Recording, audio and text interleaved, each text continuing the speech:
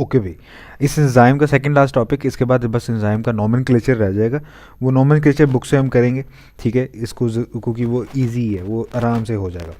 ये main topic है हमारा, मेन एंजाइम इनहिबिटर। देखो, हर अरूज का जवाल है, ठीक है। एक वही चीज़ जो पहले रिएक्शन को फैसिलिटेट कर रही थी, रिएक्शन को एक्सेलरेट कर रही थी, रिएक्शन को कैटलाइज कर रही थी, वही उसका टाइम क्या आ गया, उसके साथ जैसे ही इनहिबिटर आया उसका बुरा टाइम शुरू हो गया, और वही चीज़ फिर डिक्लाइन में चली गई। वही एंजाइम जो पहले रिएक्शन को फैसिलिटेट कर रहा था, अब बेचारा रोल गया, ठीक है। मतलब कि यार, ये दुनिया है, दुनिया में बुरा वक्त या अच्छा वक्त भी आता है, बुरा वक्त भी आता है, हर किसी पे आता है ऑफ कोर्स। दुनिया फिर मज़ा ही नहीं रहेगा ना। देखो, पहले भी मैं बताता हूँ कि सादी सी बात है कि रोशनी है तो अंधेरे की इम्पोर्टेंस है, अंधेरा है तो रोशनी की इम्पोर्टेंस है। तकलीफ़ में आपको पता लगता है कि यार अल्लाह ताला ने वो छोटी छोटी जो आपकी रहमतें होती हैं वो आपको समझ आ रही होती हैं कि यार अल्लाह ताला की कितनी बड़ी नेमत है। आप बीमार होते हो तो आपको एहसास होता है कि यार अल्लाह ताला ने अल्लाह ताला ने जो आपको सेहत की नेमत दी है वो कितनी बड़ी नेमत है, राइट। आपको पता लगता है, आपको एहसास होता है कि यार मैं अल्लाह ताला ने सेहत मुझे दी थी, मैंने उसका कितना अल्लाह का एहसान था, अल्लाह का शुक्र था, राइट। तो अब पेन आती है, मुश्किलात आती हैं, तब यही चीज़ें होती हैं। और जो हम ये कहते हैं ना कि मिसाल के तौर पे कि यार जब हम पे पेन आती है, हम इंसान है ना, हम ऐसे ही हैं। हम ये कहते हैं कि यार अगर मैं ये मुश्किल वक्त आता है, हम कहते हैं यार अगर तू ये कर लेता ना, तब ये रिजल्ट नहीं मिलना था तुझे, तो ये काम कर लेता, ये रिजल्ट नहीं निकला था, फ़लाँ काम तूने गलत किया, फ़लाँ डिसीजन तूने गलत लिया, राइट। फिर हम डिप्रेशन में चले जाते हैं कि काश यार ये मैंने काम कर लिया होता, काश मैंने अपने गैप ईयर में टाइम बर्बाद ना किया होता, काश मैंने वो चैप्टर जो है वो अच्छे तरीके से रिवाइज कर लिया होता, राइट। फिर आप अपने आप को कोस रहे होते हो, और इवन कभी कभार तो आप अल्लाह ताला फिर भी नाराज़ हो जाते हो कि भाई अल्लाह ताला तूने ये मेरे साथ पता नहीं क्यों किया है, तूने मेरे साथ क्यों जुल्म कर रहा है ये, राइट। ये वाले सेंटेंसेस भी हमारी जहन से निकल जाते हैं। तो इकबाल का बड़ा मज़े का भी इसमें शेर भी है कि रज़ाए हक पे राज़ी रह, ये हरफ़ आरज़ू कैसा, रज़ाए हक पे राज़ी रह, ये हरफ़ आरज़ू कैसा, खुदा मालिक, खुदा खालिक, खुदा का हुक्म तू कैसा, राइट। तो मतलब कि जो कुछ एट द एंड, मैं हमेशा मैंने काफ़ी इस पर ब्लॉग भी लिखे हैं और बात भी करता हूँ कि अल्लाह ताला प्यारे हैं, अल्लाह ताला सबसे महबूब हैं, अल्लाह ताला को अपनी चीज़ सबसे ज़्यादा महबूब है। मैंने कोई चीज़ बनाई ना, for example if I am a scientist और मैंने एक एंटीबायोटिक बनाई है, वो एंटीबायोटिक से मेरा एक कनेक्शन होगा यार, मैं चाहूँगा कि यार वो एंटीबायोटिक लोगों के लिए शिफा बने, लोगों को फ़ायदा दे। मैंने एक रोबोट बनाया, या इवन यार मैंने एक पेट रखा है, मैंने उस पेट को पाला है, मुझे उस पेट से मोहब्बत हो जाएगी। हालांकि वो पेट मुझे कुछ देगा नहीं, वो कैट अगर मैंने रखी है, पाली है, वो कैट मुझे कुछ नहीं देगी, राइट। वो कैट, उसको तो पता भी नहीं है कि यार मैं उसे लाइक कितना अगर प्यार करता हूँ, राइट। तो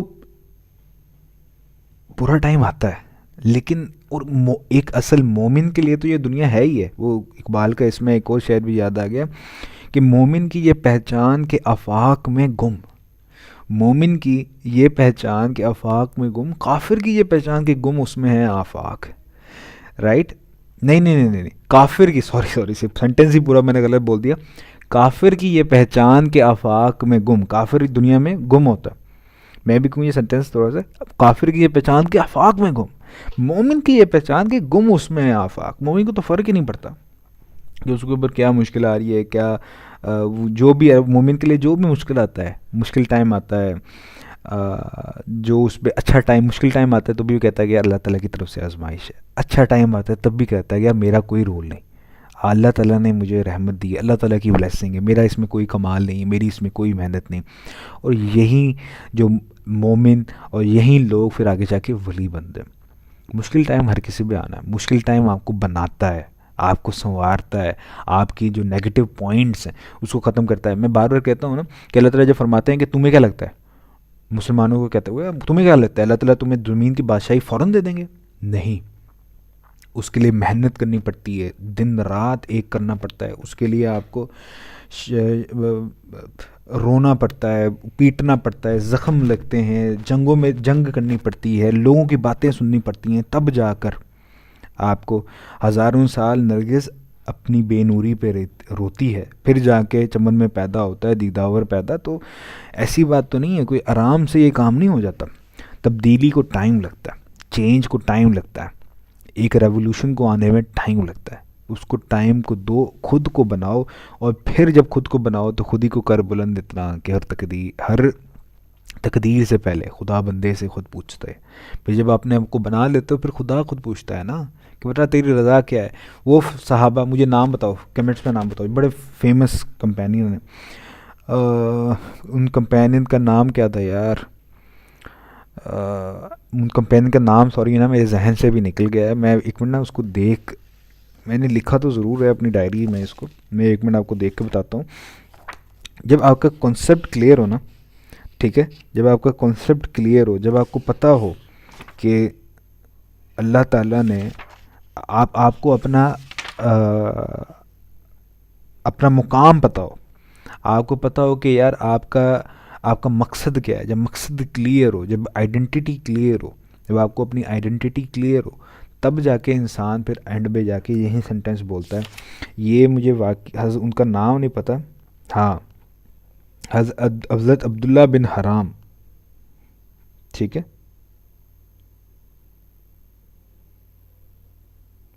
ऑलराइट, हज़रत अब्दुल्ला बिन हराम था उनका नाम, ठीक है, हज़रत अब्दुल्ला बिन, वही कहते हैं ना मकसद क्लियर हो। मकसद क्लियर होना चाहिए, आपको आइडेंटिटी क्लियर होनी चाहिए। आप यहाँ पे आए हो, अल्लाह ताला ने आपको भेजा है, किस लिए भेजा है एक मोमिन को, वो मकसद क्लियर होना चाहिए आपको। हज़रत अब्दुल्ला बिन हराम थे। अब ये क्या करते थे, ये ना कूड़ा डाला करते थे, कुरानदाजी क्या करते थे। इनकी फैमिली में दो ही थे, ये एक सन थे और एक फादर थे। हज़रत इनके सन का नाम पता नहीं क्या था, अभी ये लिखा हुआ था लेकिन देखो सन का नाम मैंने नहीं देखा, बेटे का नाम मैंने वहाँ पे लिखा भी हुआ है लेकिन वो नज़र नहीं डाली, मैंने फादर के नाम पे नज़र डाली। खैर, ये बेटा और बाप ना कुरा डाला करते थे, कुरानदाजी करते थे कि कौन जंग में जाएगा, क्योंकि घर में जाहिर सी बात है ख्वातीन हैं, उनको उनके साथ किसी ना किसी मर्द का होना लाजमी है। तो बदर में जो है बेटे का नाम निकला था, ओहद में फ़ादर हज़रत अब्दुल्ला बिन हराम का नाम निकला था। ओहद में वो गए थे और ओहद में मुसलमानों की शिकस्त हो गई थी, तो इनका ये दोनों हाथ जो है इनका वो कट गया था, हाथ इनका कट गया था, और एक ही इनका हाथ जो था सिर्फ एक टेंडन की वजह से लटक रहा था और वो तकलीफ़ कर रहा था इनको, मतलब कि तलवार इनको सही तरीके से चलाई नहीं जा रही थी। इन्होंने वो तलवार अपना हाथ जो है पाँव में रखा और खींचा, और ये हाथ जो है आपका निकल आया और उस जंग में आपकी डेथ हो गई। साहबा फिर अब्दुल्ला बिन हराम, आप सल्लल्लाहु अलैहि वसल्लम ने उनके बारे में बताया कि तुम्हें, उनकी वालदा को, कि तुम क्यों रोती हो, ठीक है, मतलब कि आप सिर्फ ये देखो, उनकी वालदा आई थी आप सल्लल्लाहु अलैहि वसल्लम के पास, ये होता है आइडेंटिटी, इससे पैदा होते हैं बच्चे, वो जो तब्दीली लेकर आते हैं। उनकी वालदा, ओहद में कोई एक घराना नहीं था जिस घराने में कोई फौतगी ना उठी हो ओहद की जंग के बाद।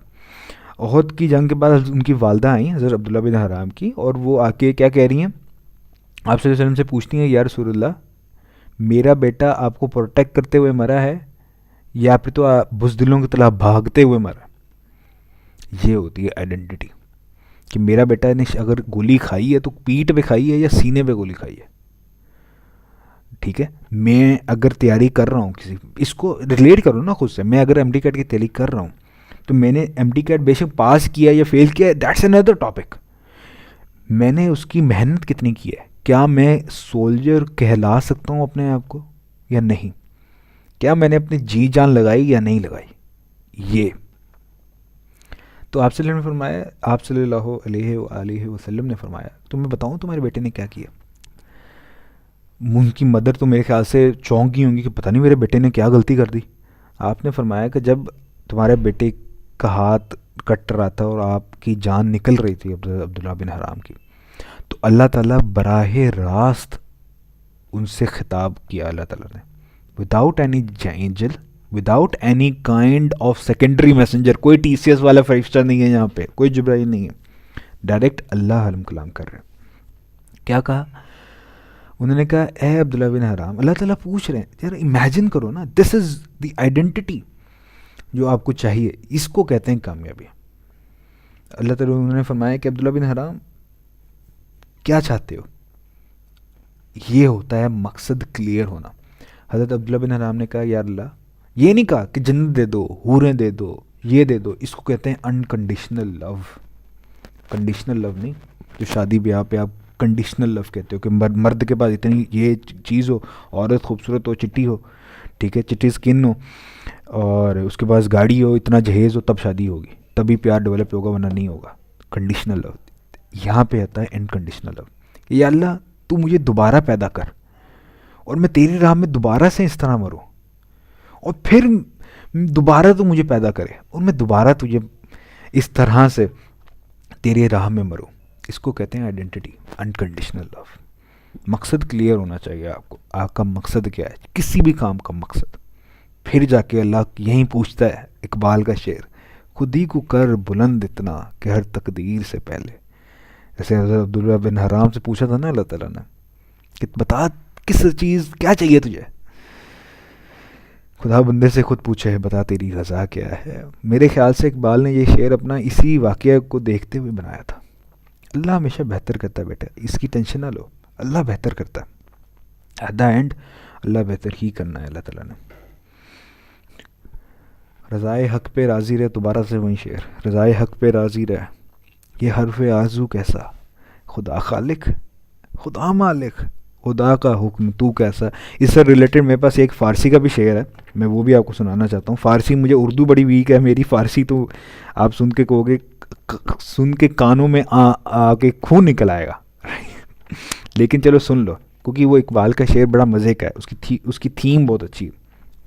एक मिनट, अब वो मिल जाए वो शेर, एक ही पेज में मैंने 2 शेर लिखे थे। हाँ, शेर कुछ इस तरह से, बरूने कशीदाए पेचाप हस्तो बूद मरा, चरे अकदाए के मुकामे रज़ा कशूद मरा। ठीक है, फ़ारसी का शेर है। इसमें इकबाल फरमाते हैं कि जो लोगों की टेंशन होती है ना कि यार ये कर लेते तो ये हो जाता, ये कर लेते तो वो हो जाता, थोड़ी सी और मेहनत कर लेता तो ये हो जाता, इकबाल कहते हैं कि मैं इस सब से फारिग हो गया हूँ, मैं इस सब से निकल आया हूँ। बरूने कशीद पेचापे हस्तो बूद मरा, क्यों निकल आया हूँ, कैसे निकल आया हूँ। चरे इकदाए के मुकामे रज़ा कशूद मरा, मतलब कि मैंने अपने आप को रज़ाए हक़ पे राज़ी रख लिया, इसलिए मैं निकल आया हूँ, डिप्रेशन से, एंजाइटी से निकल आया हूँ। जो अल्लाह करेगा बेहतर करेगा, बट एट द एंड मेहनत मैंने लाजमी करनी। You have to prepare for the best, जो होगा लेकिन अल्लाह चाहेगा। जंग के लिए तैयार रहना है, तैयारी करनी है, लेकिन जंग का रिजल्ट अल्लाह के हाथ में, रिजल्ट अल्लाह के हाथ में, preparation is in your hand.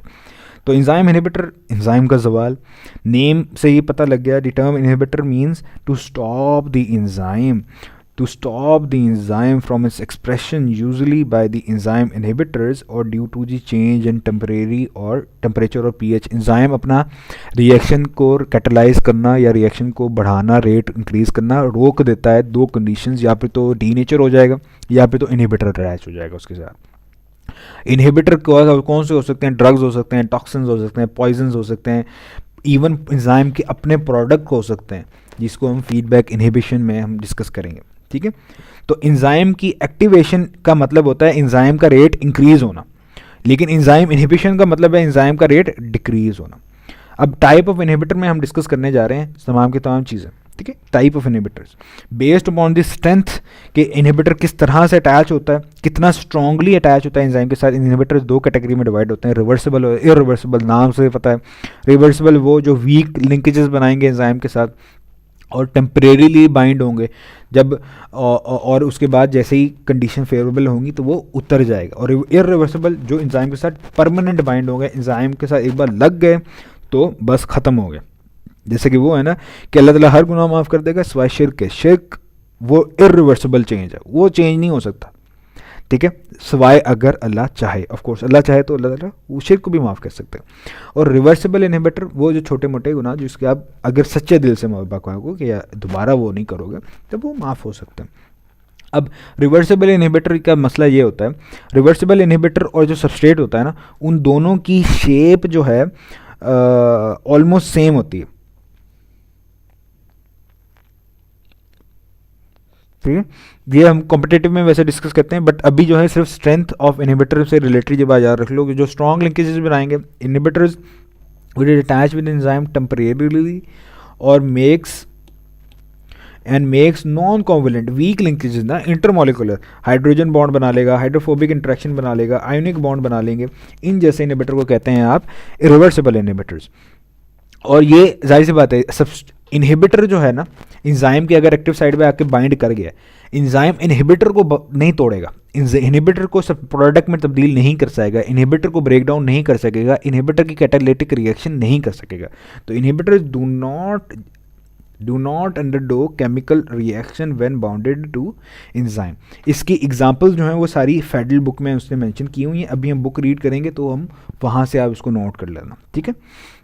उसके बाद इरिवर्सिबल इनहिबिटर्स, इरिवर्सिबल इनहिबिटर्स वो वाले जो इंजाइम के साथ परमानेंट बाइंड कर जाएं, या फिर तो इंजाइम की एक्टिव साइट को परमानेंटली डिस्ट्रॉय कर दें या ख़त्म कर दें, वो वाले इनहिबिटर्स क्या रहेंगे, और कोवेलेंट बॉन्ड बनाएंगे ऑफ कोर्स, स्ट्रॉन्ग लिंकेजेस जो टूटेंगी नहीं, या तो बहुत सारी एनर्जी चाहिए होगी तोड़ने के लिए, irreversible. These inhibitors often contain reactive functional group। Balochistani की बुक कहती है इरिवर्सिबल है ना, स्ट्रॉन्ग बॉन्ड बनाने, तो इनके पास रिएक्टिव फंक्शनल ग्रुप होते हैं, अल्डिहाइड या कीटोन्स। ये कौन से हैं? ये इलेक्ट्रोफिलिक ग्रुप्स हैं, केमिस्ट्री में आप पढ़ते हो बेंजीन वाले चैप्टर में, ठीक है। Electrophilic, nucleus loving, electrophilic and make covalent bond with amino acid side chain. वही बात, जैसे सबस्ट्रेट है ना, सबस्ट्रेट भी आर ग्रुप के साथ बाइंड करता है, इनहिबिटर भी आर चेन के साथ अमाइनो एसिड की बाइंड करता है। एग्जाम्पल एफटीबी में मेंशन है, एक एग्जाम्पल मैं यहाँ पे डिस्कस करना चाहता हूँ, वो है एफटीबी की, वो है पेनिसिलिन की। पेनिसिलिन की ये है कि पेनिसिलिन एंजाइम की ना एक्टिव साइट को ब्लॉक कर देता है। पेनिसिलिन को इसलिए डिस्कस कर रहा हूँ कि पेनिसिलिन प्रोकैरियोटिक चैप्टर में आपने इसका रोल पढ़ा है, माइक्रोबिसिडल माइक्रोबायोस्टैटिक इफेक्ट जहाँ पे पढ़ रहे थे ना आप, तो वहाँ पे आपने एग्जांपल दी थी माइक्रोबिसिडल इफेक्ट का मतलब ये है कि जो कि बैक्टीरिया को किल कर, वो वाली एंटीबायोटिक जो बैक्टीरिया को किल कर देती हैं, फ़ौरन इमीडिएटली किल कर देती हैं। क्यों, कैसे किल करती हैं कि एंजाइम की सेल ग्रोथ को रोक देती हैं, बैक्टीरिया की सेल ग्रोथ को रोक देती हैं, बैक्टीरिया को मजीद ग्रो ही नहीं करने देती। तो वो वाले इनहिबिटर्स या वो वाले इफेक्ट को आपने नाम दे दिया था माइक्रोबिसिडल इफेक्ट का। तो ये एक्स्ट्रा चीज़ है, सिलेबस में नहीं है, लेकिन फिर भी अगर याद है, क्योंकि पेनिसिलिन में आपने इसके बारे में पढ़ा हुआ है, तो इसलिए मैंने यहाँ पे ऐड कर दी। तो पेनिसिलिन ब्लॉक कर देता है एक्टिव साइट ऑफ एंजाइम को, और unique to bacteria, an enzyme unique to bacteria, जो बैक्टीरिया के लिए यूनिक और बैक्टीरिया की ग्रोथ के लिए वो ज़रूरत है, उस एंजाइम की ज़रूरत है, इस पेनिसिलिन उसको ब्लॉक कर देता है। और इस इफेक्ट को क्या कहते हैं, जो एंजाइम को एंजाइम की सेल, एंजाइम बैक्टीरिया की ग्रोथ को रोक दे, प्रोकैरियोट की या माइक्रोब की ग्रोथ को रोक दे, ठीक है, और उसको मज़ीद बढ़ने ना दे, तो वो वाला आपका इफेक्ट क्या होता है, माइक्रोबिसिडल इफेक्ट। इसकी एग्जांपल मज़ीद हम डिस्कस करते हैं फेडरल बुक में। अब इनहिबिटर्स को दूसरी कैटेगरी में हम डिवाइड करते हैं कि इनहिबिटर कहाँ पर आकर लगता है, कहाँ पर आकर लगता है। तो उस कैटेगरी में भी हमने जो है ये चीज़ें पढ़नी है कि कहाँ पर जाके ये इनहिबिटर ने जो है बाइंड करना है, ठीक है। अच्छा, रिवर्सिबल इनहिबिटर्स की ना एक एग्जांपल भी मेंशन है यहाँ पे, फेडरल बुक में तो है ही है, फेडरल बुक में तो आपकी ये एग्जांपल है ही है, लेकिन एक और एग्जांपल जो मैं बोल रहा था ना, मेलोनिक एसिड की, ठीक है, सक्सिनेट जब कन्वर्ट होता है, लिख देता हूँ यहाँ पे, सक्सिनेट जब कन्वर्ट होता है फ्यूमारेट में इन केल्विन साइकिल, सक्सिनेट भी 4 कार्बन का है, फ्यूमारेट भी 4 कार्बन का है, ठीक है। तो आपके पास को एंजाइम FAD यूज़ हो रहा होता है, जो FADH2 में ये इसकी रिडक्शन होती है, ये FADH2 में हाइड्रोजन गेन कर लेता है, FADH2 में कन्वर्ट हो जाता है। ये वाले रिएक्शन में सक्सिनेट डीहाइड्रोजिनेज एंजाइम है यहाँ पे, इसका एक इनहिबिटर है जो आपने PTB में लिखा हुआ है, मेलोनिक एसिड, ठीक है, या मेलोनेट एसिड से OH निकाल दो तो सॉल्ट बन जाता है, वो सॉल्ट, मेलोनेट या मेलोनिक एसिड। अच्छा, एक होता है मेलोनिक एसिड, एक होता है मेलिक एसिड, कंफ्यूज नहीं होना, एमसीक्यू में दोनों ऑप्शन दे सकता है। Malonic acid is the inhibitor of succinate dehydrogenase enzyme. Malic acid जो है ना, मैलिक एसिड, इसका ये तो आपके पास सिस आइसोमर है, सिस, ये देखो मैं स्ट्रक्चर इसका ड्रॉ करता हूं।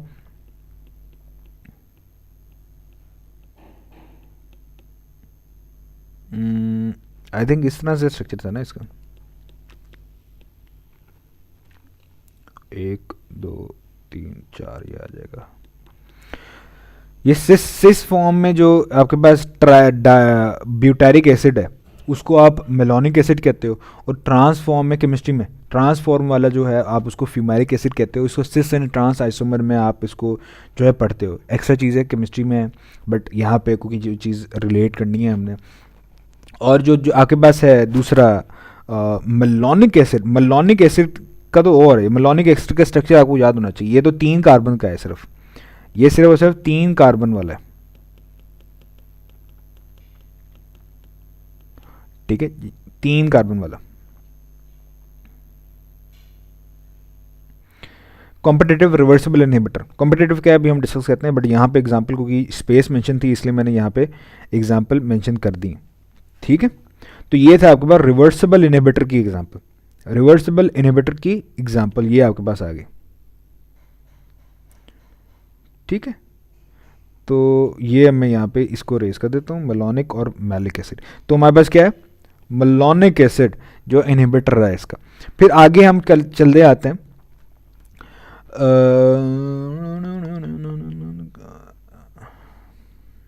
अच्छा आगे हम चलते हैं बेस्ड कहाँ पे इनहिबिटर अटैच होता है। एक तो था कि इनहिबिटर कितना स्ट्रांगली अटैच होता है, एक है कहाँ पर अटैच होता है। उसके केस में भी हम इनहिबिटर को हम डिवाइड करते हैं 2 कैटेगरी में, competitive, non competitive. Competitive inhibitor वो वाले होते हैं जो एक्टिव साइड पे बाइंड करते हैं, नॉन कॉम्पिटिटिव जो एक्टिव साइड पे नहीं बल्कि अलेस्टेरिक साइड पे बाइंड करते हैं और कन्फर्मेशनल चेंज लेकर आते हैं एंजाइम में। मैं अभी डिस्कस कर चुका हूँ। एलेस्टेरिक साइड पे जाके इनहिबिटर वो नॉन कॉम्पिटिटिव बाइंड करेगा, एंजाइम के स्ट्रक्चर को चेंज करेगा, एंजाइम की एक्टिव साइड को चेंज करेगा, और उसकी वजह से एंजाइम इनहिबिट हो जाएगा, सबसे बाइंड ही नहीं कर सकेगा, डिस्ट्रॉय हो जाएगा, और बस सीन यही हो जाएगा उसका, ठीक है। तो ये होते हैं नॉन कॉम्पिटिटिव इनहिबिटर्स। अच्छा, कॉम्पिटिटिव इनहिबिटर्स सब एक्टिव साइड पे बाइंड करते हैं, लेकिन ये कॉम्पिटिटिव इनहिबिटर्स होते हैं ना, इनकी शेप सबस्ट्रेट से मिलती जुलती है, ठीक है, सबस्ट्रेट से मिलती जुलती इनकी शेप होती है कॉम्पिटिटिव इनहिबिटर्स। कॉम्पिटिटिव इनहिबिटर्स को ना समझने के लिए मैं एक बात मैं आपको बताता हूँ। मिसाल के तौर पे आप और आपका एक दोस्त, आपका मिसाल के तौर पे एक रूम है, फॉर एग्जांपल, हाँ रूम है, आप हो और आपका दोस्त हैं, और एक दूसरी क्लास है, और वो उस 2 क्लासेस हैं, ये एग्जामिन कर लेते हैं। एक आपकी क्लास है जिसमें आप हो, एक दूसरी क्लास है सेक्शन बी है, उसमें वहाँ पे वो सारे बच्चे हैं, ठीक है। अब कॉलेज की इंतज़ामिया एक गेम अरेंज करती है, वो कहती है कि भाई ये हॉल है, इस हॉल में कुर्सियाँ बैठी हुई हैं, इस कुर्सियों पे आपने जाके बैठना है। जो सी क्लास के बच्चे ज़्यादा कुर्सियों पे बैठेंगे, मतलब कि सेक्शन ए के बच्चे ने ज़्यादा कुर्सियाँ जो है पर ज़्यादा कुर्सियों पे जाके बैठ गए, वो क्लास जीत जाएगी, ठीक है। अब मुझे बताओ, अगर सेक्शन ए में ज़्यादा बच्चे होंगे तो ज़्यादा कुर्सियों में वो बैठेंगे तो सेक्शन ए जीत जाएगा। अगर सेक्शन बी में बच्चे ज़्यादा होंगे तो वो ज़्यादा कुर्सियों में बैठेंगे तो सेक्शन बी जीत जाएगा। कॉम्पिटिटिव इनहिबिटर भी इस तरह का ही है। कॉम्पिटिटिव इनहिबिटर और जो आपके पास सबस्ट्रेट है, कॉम्पिटिटिव इनहिबिटर और सबस्ट्रेट दोनों एक्टिव साइड के साथ जाके बाइंड करते हैं। अब एंजाइम की एक्टिव साइड पे, दोनों एक्टिव साइड पे जाके बाइंड कर सकते हैं। अब एंजाइम की एक्टिव साइड पे कौन बाइंड करेगा, सबस्ट्रेट बाइंड करेगा या एक्टिव साइड बाइंड करेगा, ये डिपेंड करता है कंसंट्रेशन में। अगर इनहिबिटर की कंसंट्रेशन ज़्यादा है तो इनहिबिटर चला जाएगा, अगर सबस्ट्रेट की कंसंट्रेशन ज़्यादा है तो सबस्ट्रेट चला जाएगा और सबस्ट्रेट प्रोडक्ट में कन्वर्ट हो जाएगा। लेकिन अगर इनहिबिटर आके बाइंड किया है तो इनहिबिटर प्रोडक्ट में कन्वर्ट नहीं होगा। क्यों? क्योंकि इनहिबिटर और कॉम्पिटिटिव इनहिबिटर में इनहिबिटर और सबस्ट्रेट दोनों एक दूसरे से रिजेंबल करते हैं। मिसाल के तौर पे यहाँ पे ये कॉम्पिटिटिव रिवर्सिबल इनहिबिशन हमने डिस्कस की थी।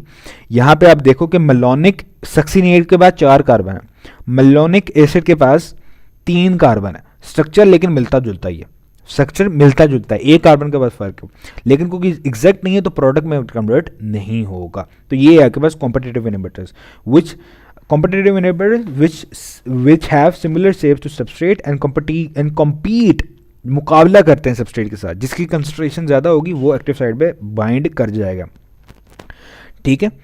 और ये मोस्टली रिवर्सिबल इनहिबिटर्स होते हैं और ये फॉलो करते हैं, इसकी इंपॉर्टेंस में फेडरल बुक कहती है कि भाई फॉलो करते हैं लॉक एंड की मॉडल को। और कॉम्पिटिटिव इनहिबिटर्स आपके पास बैक्टीरिया की ग्रोथ को भी कंट्रोल करने के लिए यूज़ हो रहे होते हैं।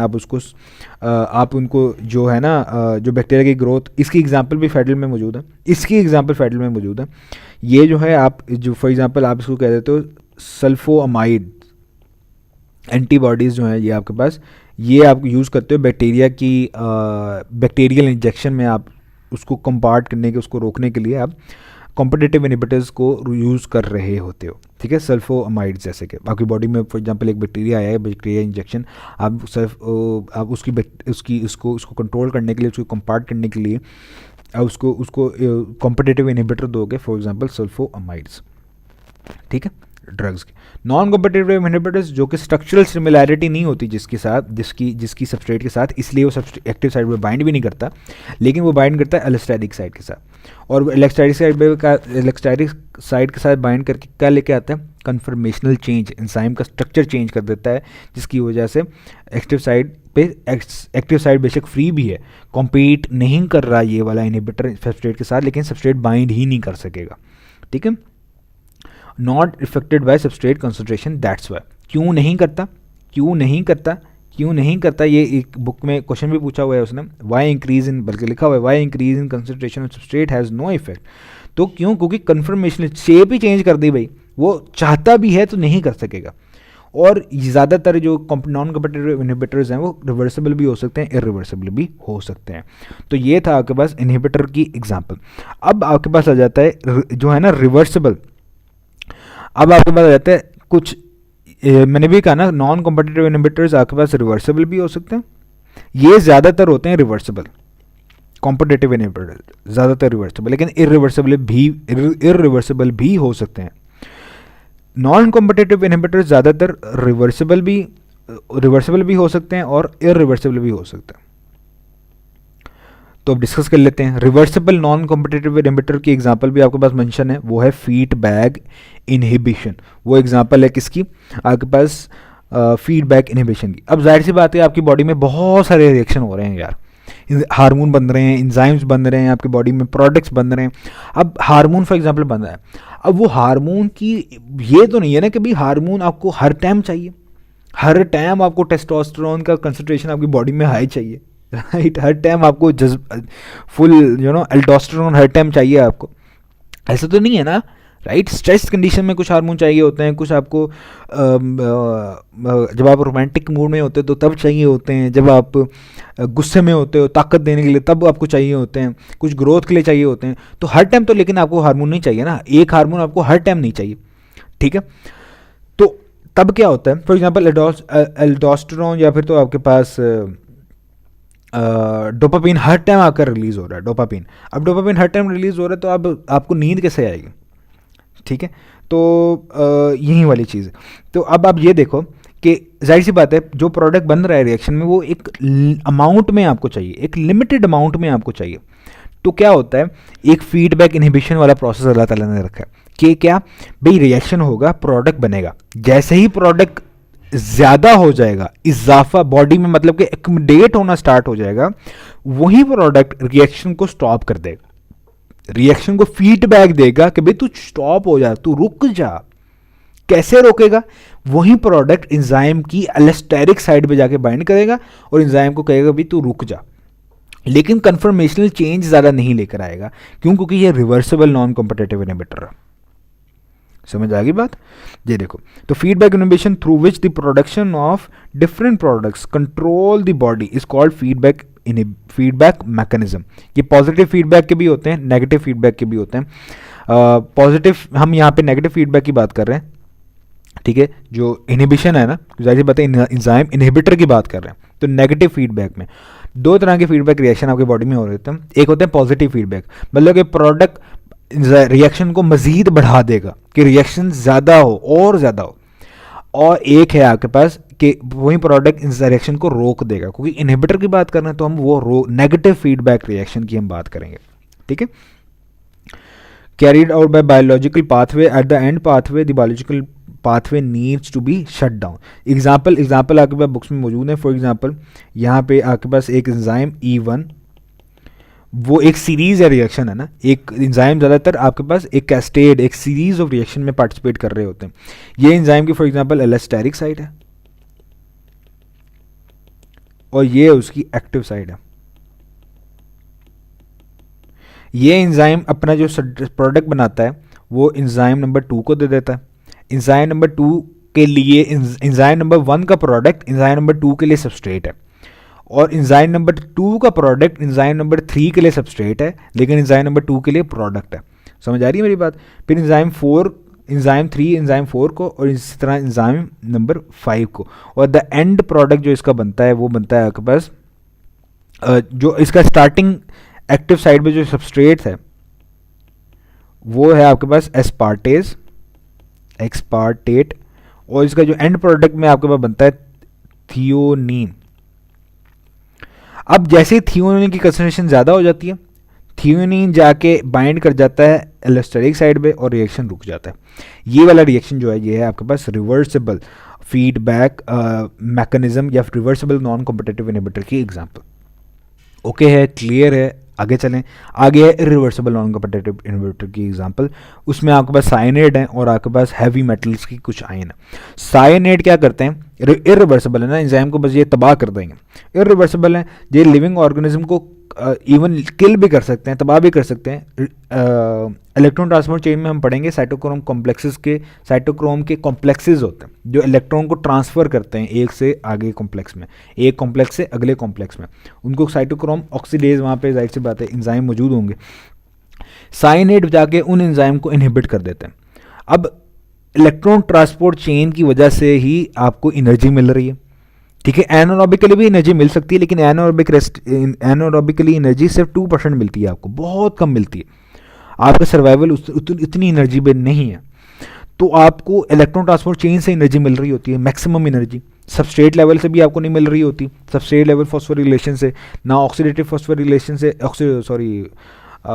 सबस्ट्रेट लेवल फॉस्फोरिलेशन जैसे बात है ग्लाइकोलिसिस और क्रैब साइकिल में जो हो रही है, वहाँ से आपको इतनी एनर्जी नहीं मिल रही जितनी, और मैक्सिमम एनर्जी आपको मिल रही होती है ऑक्सीडेटिव फॉस्फोरिलेशन, मतलब कि इलेक्ट्रॉन ट्रांसपोर्ट चेन से। बायोएनर्जेटिक्स में हमने डिस्कस करेंगे, नहीं समझ आ रही बायोएनर्जेटिक्स में डिस्कस करेंगे, लेकिन ये बात समझ आनी चाहिए फॉस्फोरिलेशन, क्योंकि बायोलॉजिकल मॉलिक्यूल में मैं समझा चुका हूँ ये वाली बात। तो जाहिर सी बात है अगर वो साइटोक्रोम ऑक्सीडेज एंजाइम रुक गया, इनहिबिट हो गया, इलेक्ट्रॉन ट्रांसपोर्ट चेन इनहिबिट हो गई, एनर्जी प्रोड्यूस नहीं होगी, ऑर्गेनिज्म की डेथ हो जाएगी। तो साइनेड एक्ट करते हैं irreversible non competitive inhibitor. Enzyme के एलोस्टेरिक साइड पर जाएंगे, एंजाइम का स्ट्रक्चर चेंज कर देंगे, एंजाइम इनहिबिट हो जाएगा, रुक जाएगा, खत्म हो जाएगा। दूसरे हैं आइंस ऑफ हैवी एटम, जैसे कि आपके पास बहुत सारे आइंस, मर्क्यूरी के आइंस हो गया आपके पास, हैवी मेटल्स के आइंस यार, जिंक, कोबाल्ट, इन सब के जो आइंस हैं, आइंस, जिंक तो वैसे हैवी मेटल की कैटेगरी में आता है कि नहीं आता, आई डोंट नो, लेकिन जो हैवी मेटल के जो आइंस हैं, ठीक है, आपकी बुक में एग्जांपल दी हुई है, कोबाल्ट हो गया, मर्क्यूरी हो गया आपके पास, आई थिंक एस्ट्रेटिन भी इसमें ही आता है। खैर जो हैवी मेटल के आइंस हैं, हैवी मेटल जिनका मॉलिक्यूलर मास जिस एटम का ज़्यादा है, वो वाले आइंस जो हैं कंबाइन कर देते हैं थायोल ग्रुप के साथ। थायोल ग्रुप क्या है आपके पास, जो आप केमिस्ट्री में पढ़ते हो, ये थायोल ग्रुप के साथ जब बाइंड करते हैं, थायोल ग्रुप का मेरे ख्याल से मैंने गलत बनाया स्ट्रक्चर यहाँ पे, लेकिन खैर थायोल ग्रुप के साथ जब बाइंड करते हैं तो ब्रेक कर देते हैं डाइसल्फाइड बॉन्ड को, डाइसल्फाइड बॉन्ड ब्रेक हो गया तो स्ट्रक्चर ब्रेक हो गया। आपके पास एंटीबॉडी का के स्ट्रक्चर में डाइसल्फाइड बॉन्ड उस हैवी ओलाइट चेन को कंबाइन करके रखे होते हैं, वो ब्रेक हो गए, एंटीबॉडी टूट गई। आपके पास प्रोटीन में डाइसल्फाइड बॉन्ड होते हैं, वो टूट गए, प्रोटीन टूट गई, डी नेचर हो गई, ठीक है। तो अगर प्रोटीन टूटना स्टार्ट होगी तो अगेन इसमें भी ऑर्गेनिज्म की डेथ के चांसेस होते हैं, राइट। तो ये थे हमारे पास दो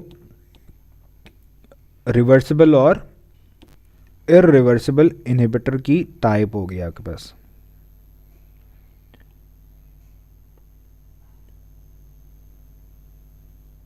ठीक है, एक मिनट,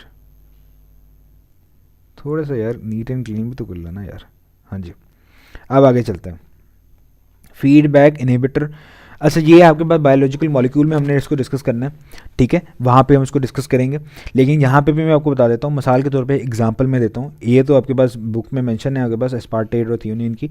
आपके पास जब एटीपी हाई हो जाती है, बॉडी में एटीपी बहुत सारी प्रोड्यूस हो रही है, तो ये आपके पास फॉस्फोफ्रुक्टोकाइनेज 1 एंजाइम को जाती है और उसको कहती है कि भाई तू रुक जा। एटीपी प्रोडक्ट है ना ग्लाइकोलिसिस का, एटीपी हाई हो रही है, वो कहती है भाई फॉस्फोफ्रुक्टोकाइनेज को, जो कि लाइक एक रेट डिटर्मिनिंग स्टेप है ग्लाइकोलिसिस का, उसको डिस्कस करेंगे बायोलॉजिकल मॉलिक्यूल्स में। उसको कहेगी कि भाई तू रुक जा, फॉस्फोफ्रुक्टोकाइनेज एंजाइम को, कि भाई तू रुक जा, एटीपी बहुत है, अभी रिएक्शन को स्टॉप कर दे, रिएक्शन स्टॉप हो जाएगा। इसी तरीके से अगर हाई सिट्रेट हो आपके पास, क्रैब साइकिल में सिट्रेट की कंसंट्रेशन बहुत ज़्यादा है। सिट्रेट कब बनेगा?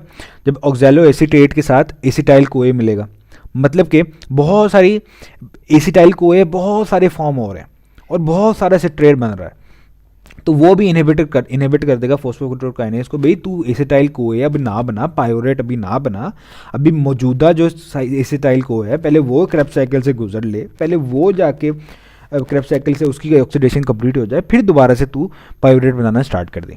फीडबैक इनहिबिशन की एग्जांपल। फिर अगर NADH बहुत ज़्यादा है, ठीक है, NADH बहुत ज़्यादा है, तो वो भी इनहिबिट कर देता है पायरेट डिहाइड्रोजनेज कॉम्प्लेक्स एंजाइम को, जो कि आपके पास पायरिक एसिड की लिंक रिएक्शन में जो है डीकार्बोक्सिलेशन पहले करवाता है, फिर उसके डिहाइड्रोजनेशन करवाता है, फिर उसके अंदर कोएंजाइम ए जो है उसके अंदर ऐड होता है, फिर वो क्रेब्स साइकिल में ऐड इंटर होता है, तो उसको इनहिबिट कर देगा। वही NADH बहुत है, NADH बहुत है, अभी तू रहने दे, जब ज़रूरत होगी, एनर्जी चाहिए होगी, तब तू रिएक्शन करें, ठीक है। तो ये हो गया फेडल बुक में। अच्छा, यहाँ पे ना एक टॉपिक था जो कि रह गया, जो कि हमने पढ़ना था नर्वस कोऑर्डिनेशन में। नर्वस कोऑर्डिनेशन में हम पढ़ते हैं फेडल की बुक में, उसने एक नर्व गैस के बारे में लिखा हुआ है, ठीक है। नर्व गैस, वो वाली गैस जो क्या होती है, जो नर्व गैस, ये हम डिस्कस करेंगे आपके पास साइनेप्स वाले टॉपिक में, नर्वस कोऑर्डिनेशन में। बट मैं आपको बता देता हूँ, जब एक न्यूरॉन से न्यूरोट्रांसमीटर केमिकल साइनेप्स में न्यूरोट्रांसमीटर रिलीज़ होता है, तो जब वो पोस्ट साइनेप्टिक न्यूरॉन के रिसेप्टर पे जाकर जब अटैच होता है, जब वो अटैच हो जाता है, तो उस कुछ देर के बाद एंजाइम ने आकर उस न्यूरोट्रांसमीटर को, उस केमिकल को तोड़ना होता है। अगर वो ना तोड़े, फॉर एग्जांपल अगर वो एसिटाइल कोलिन है, अगर वो पेरिफेरल नर्वस सिस्टम में रिलीज़ हो रहा है और वो हो ही जा रहा है, तो आपके मसल जो हैं, जब वो रिलीज़ होगा तो मसल आपके कॉन्ट्रैक्ट होते हैं, मसल के पास सिग्नल जाता है कि भाई अब उसने कॉन्ट्रैक्ट होना, ठीक है। अच्छा, वो जब अगर तो ये रिलीज़ होता रहे तो आपके मसल जो हैं रिमेन रहेंगे कंट्रैक्टेड स्टेट में और वो रिलैक्स होंगे ही नहीं, समझ आ रही है। अब यही मसल अगर आपके पास डायफ्राम के हों, यही मसल आपके पास रिब के जो इंटरकोस्टल मसल्स हैं, internal intercostal muscles, external intercostal muscles, अगर डायफ्राम के मसल्स हों, अगर आपके पास इवन बाइसेप्स या फिर तो थाई के मसल्स हों, अगर ये रिलैक्स ना हो और कॉन्ट्रैक्टेड स्टेट में ही रहें, आपको पढ़ना है ना कि जब आप इनहेल करते हो तो आपका डायफ्राम जो है कॉन्ट्रैक्ट करता है, जिसकी वजह से आपका थोरेसिक कैविटी का जो वॉल्यूम है वो इंक्रीज़ होता है, प्रेशर डिक्रीज़ होता है और एयर मूव करती है from high pressure to low pressure, suction pump mechanism, right. इसको रेस्पिरेशन में हम डिस्कस करेंगे। अब सैरिन एक नर्व गैस है, वो क्या करती है कि पोस्ट सिनेप्टिक न्यूरॉन के जो रिसेप्टर हैं, जिस रिसेप्टर ने आके उस केमिकल को तोड़ना है, उस न्यूरोट्रांसमीटर को तोड़ना है, उसके साथ जाके इनहिबिट कर जाती है नॉन कॉम्पिटिटिवली। ये फेडल की बुक की लाइन है, नॉन कॉम्पिटिटिवली, ठीक है, जिसकी वजह से वो एंजाइम जो है उस न्यूरोट्रांसमीटर को तोड़ नहीं पाता और मसल कॉन्ट्रैक्टेड स्टेट में ही रहते हैं, और जिसकी वजह से एट द एंड इंसान की डेथ हो जाती है। इसको नर्वस कोऑर्डिनेशन में हम अच्छी तरह से डिस्कस करेंगे। वहीं पे मैंने आपको बताया था कि भाई क्योंकि बुक में एक लाइन लिखी हुई है कि आपके पास जो सैरिन है उसका स्ट्रक्चर जो है वो सबस्ट्रेट के साथ मिलता है, और वो वाले इनहिबिटर जिनका स्ट्रक्चर सबस्ट्रेट के साथ मिलता है वो आपके पास कौन से होते हैं, वो आपके पास होते हैं दूसरे रिवर्सिबल या इरिवर्सिबल। पहली बात तो ये आपके पास है अच्छा सॉरी, एक बात थोड़ी सी यहाँ पे, ये नॉन कॉम्पिटिटिव नहीं लिखा हुआ, इरिवर्सिबल वहाँ पे लिखा हुआ है, ठीक है। तो इरिवर्सिबली ये सैरिन जो है उस एंजाइम के साथ जाके बाइंड कर जाता है, इरिवर्सिबली, रिवर्सिबल नहीं। अब कॉम्पिटिटिव है या इनकॉम्पिटिटिव ये सैरिन गैस, तो वही वाली लाइन कि क्योंकि वहाँ पे लिखी हुई है कि सैरिन जो है उसका स्ट्रक्चर सबस्ट्रेट के साथ मिलता है, तो वो वाले इनहिबिटर जिनका स्ट्रक्चर सबस्ट्रेट के साथ मिलता है वो कौन से होते हैं, कॉम्पिटिटिव या नॉन कॉम्पिटिटिव, कॉम्पिटिटिव, क्योंकि वो फिर जाके एक्टिव साइट पे बाइंड करते हैं। तो ये कॉम्पिटिटिव इरिवर्सिबल इनहिबिटर की एग्जांपल है, ठीक है।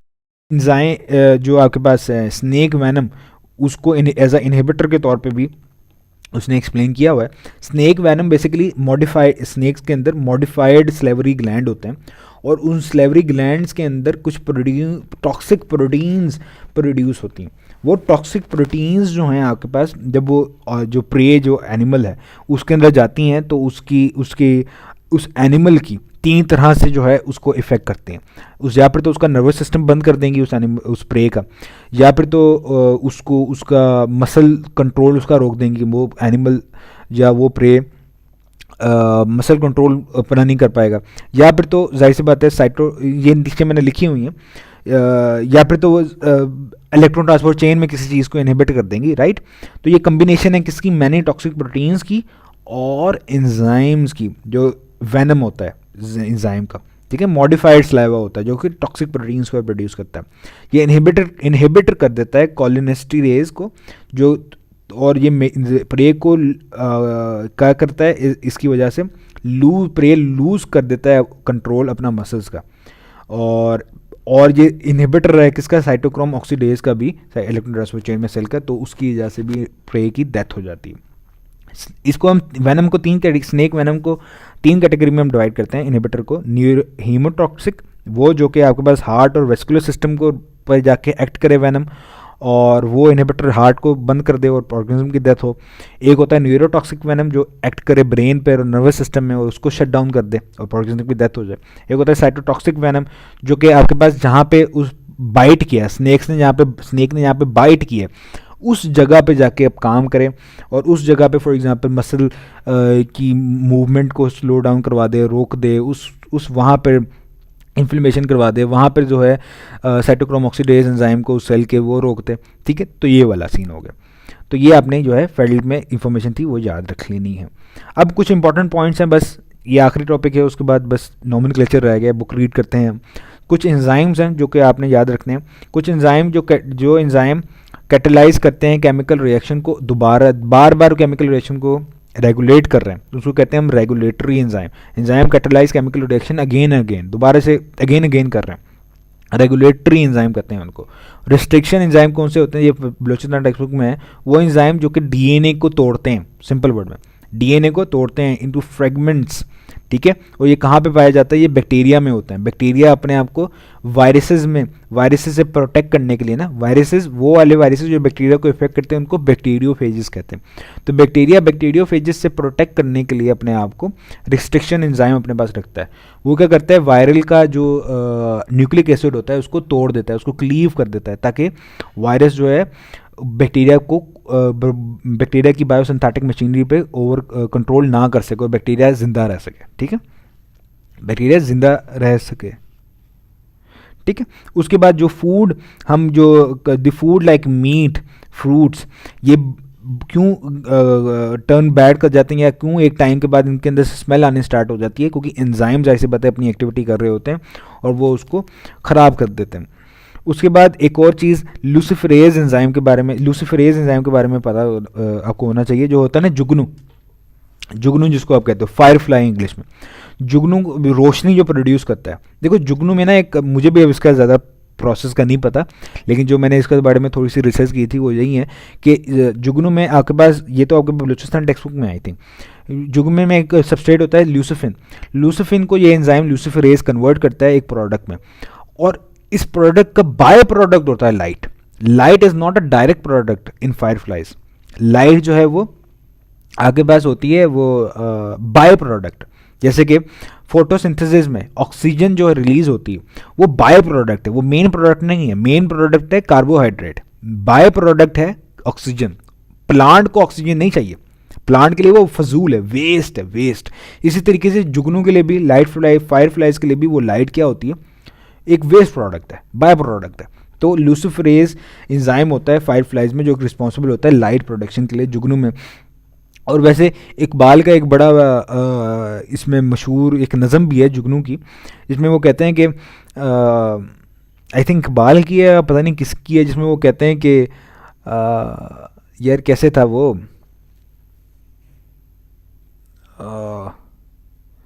यार इसमें जो है ये एक होता है जुगनू, एक होता है जब बारिश होती है तो बारिश में जो एक इंसेक्ट होता है जो लाइट के साथ जाके टकरा रहा होता है, हाँ पतंगा, इकबाल का शेर है कि पतंगा नहीं यार, परवाना, हाँ परवाना, उसको परवाना कहते हैं। तो वो इकबाल कहते हैं कि परवाना भी एक पतंगा, जुगनू भी एक पतंगा, लेकिन दोनों में फ़र्क क्या है? एक रोशनी का तालिब, एक एक रोशनी सरापा, राइट? एक रोशनी का तालिब है, एक रोशनी सरापा है। हर चीज़ को जहाँ ने कुदरत ने बुलंदी दी, परवाने को तपश दी, जुगनू को रोशनी दी। परवाना भी एक पतंगा है, जुगनू भी एक पतंगा, एक रोशनी का तालिब, एक रोशनी सरापा, ठीक है। हर चीज़ को जहाँ ने कुदरत ने बुलंदी दी, परवाने को तपश दी, जुगनू को रोशनी। तो बुलंदी तो वैसे हर चीज़ की है, लेकिन अल्लाह ताला ने हर चीज़ जो बनाई है उसकी कोई ना कोई रीज़न है, कोई ना कोई वजह है, उसकी कोई ना कोई अक्लमंदों के लिए निशानी है। उसके बाद रिवर्स ट्रांसक्रिप्टेज एंजाइम। मैंने अभी बायोलॉजिकल मॉलिक्यूल में ये पॉइंट वैसे मैं बताना चाहता था, लेकिन चलो जहन से निकल गया। ट्रांसक्रिप्शन में क्या होता है? ट्रांसक्रिप्शन में होता है डीएनए से आरएनए बनना। कौन सा आरएनए? Messenger RNA. अब यहाँ पे आपका इम्तिहान क्या, आपको अच्छे तरीके से याद किया ना, कौन सा आरएनए पॉलीमरेज एंजाइम इस रिएक्शन में इन्वॉल्व है? आरएनए पॉलीमरेज 1, 2 या 3? ठीक है, आरएनए 1 पॉलीमरेज 2 इसमें, ठीक है। अच्छा, रिवर्स ट्रांसक्रिप्टेज एंजाइम जो है वो ये प्रोसेस क्या है? ये है ट्रांसक्रिप्शन। ट्रांसक्रिप्शन। अब आरएनए से डीएनए को बनाना, ये प्रोसेस क्या हो जाएगा? उल्टा। तो क्या हो जाएगा? ये reverse transcription.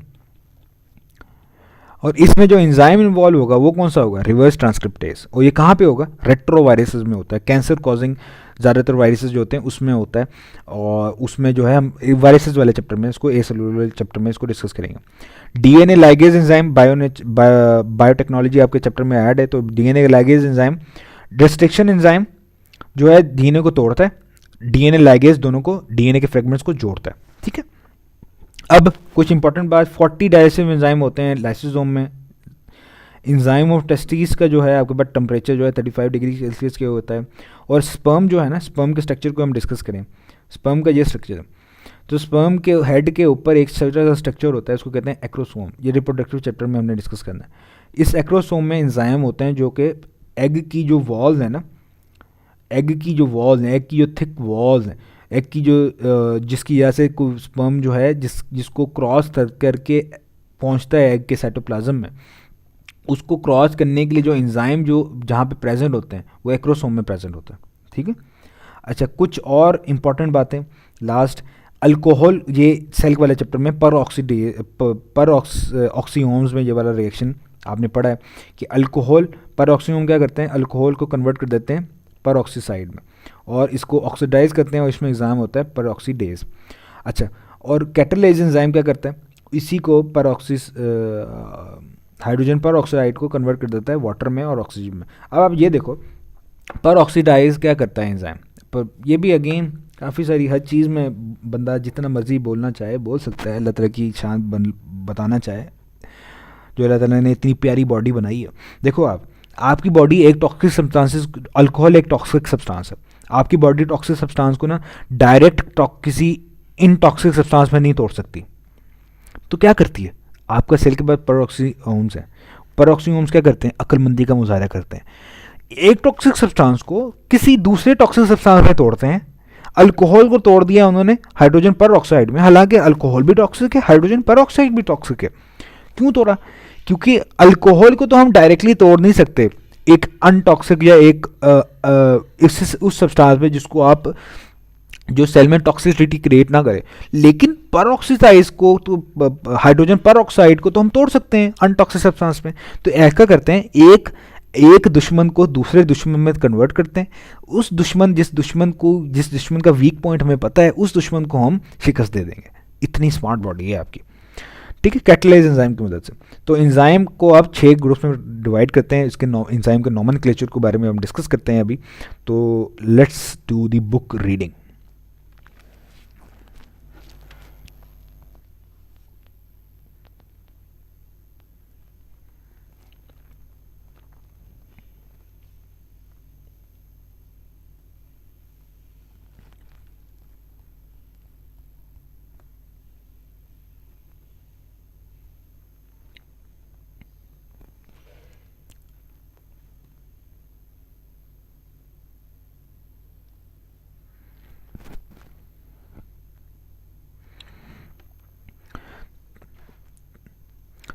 Classification of enzyme से रिलेटेड देखते हैं हमारे पास फेडरल बुक हमारे पास क्या कहती है। देखो एंजाइम को ना 6 ग्रुप्स में क्लासिफाई किया गया था और इसको इंटरनेशनल यूनियन ऑफ बायोकेमिस्ट्री ने 1961 में ये बताए थे। 6 ग्रुप्स में क्लासिफाई किया गया था। नॉमेनक्लेचर ईजी है, हम इसको डिस्कस कर लेते हैं। ऑक्सी रिडक्टेजेस एंजाइम वो वाले एंजाइम्स होते हैं जो कि ऑक्सीडेशन रिडक्शन करवाते हैं, रेडॉक्स रिएक्शन करवाते हैं सबस्ट्रेट की।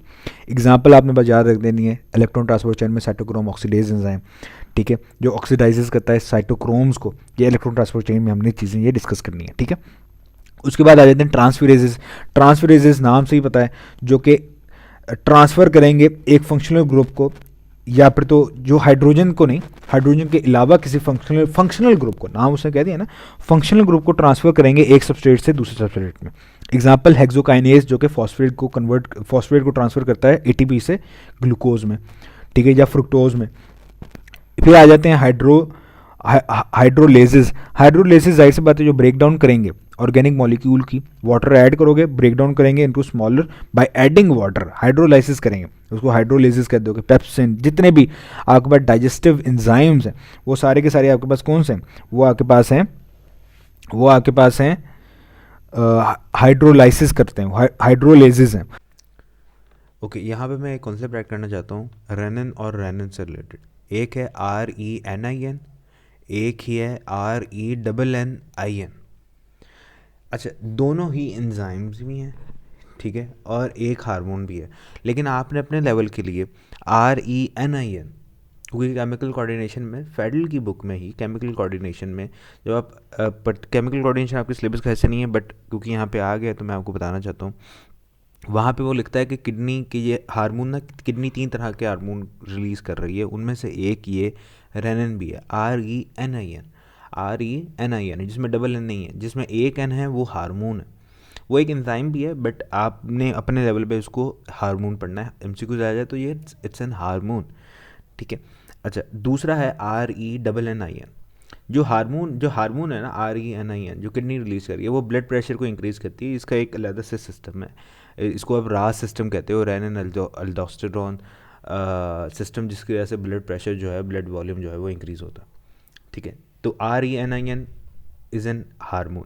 एक है RENNIN, ये एक एंजाइम है, ये इन्फेंट्स में, बच्चों में रिलीज़ होता यह है क्योंकि बच्चों ने, क्योंकि वो मेमोरी ग्लैंड से दूध पीना होता है, माँ का दूध पीना होता है, तो आपके पास जो उस दूध में क्या होता है, एक प्रोटीन मौजूद होती है, उसको कहते हैं कैसीन। ये सॉल्युबल फॉर्म में कैसीनोजिन में प्रेजेंट होती है, ठीक है। अच्छा, ये हार्मोन जो है स्टमक में रिलीज़ होता है, प्रोटीएजेस है, ये RENNIN वाला। ये क्या करता है, उस कैसीनोजिन को, सॉल्युबल प्रोटीन को इनसॉल्युबल में कैसीन में कन्वर्ट कर देता है।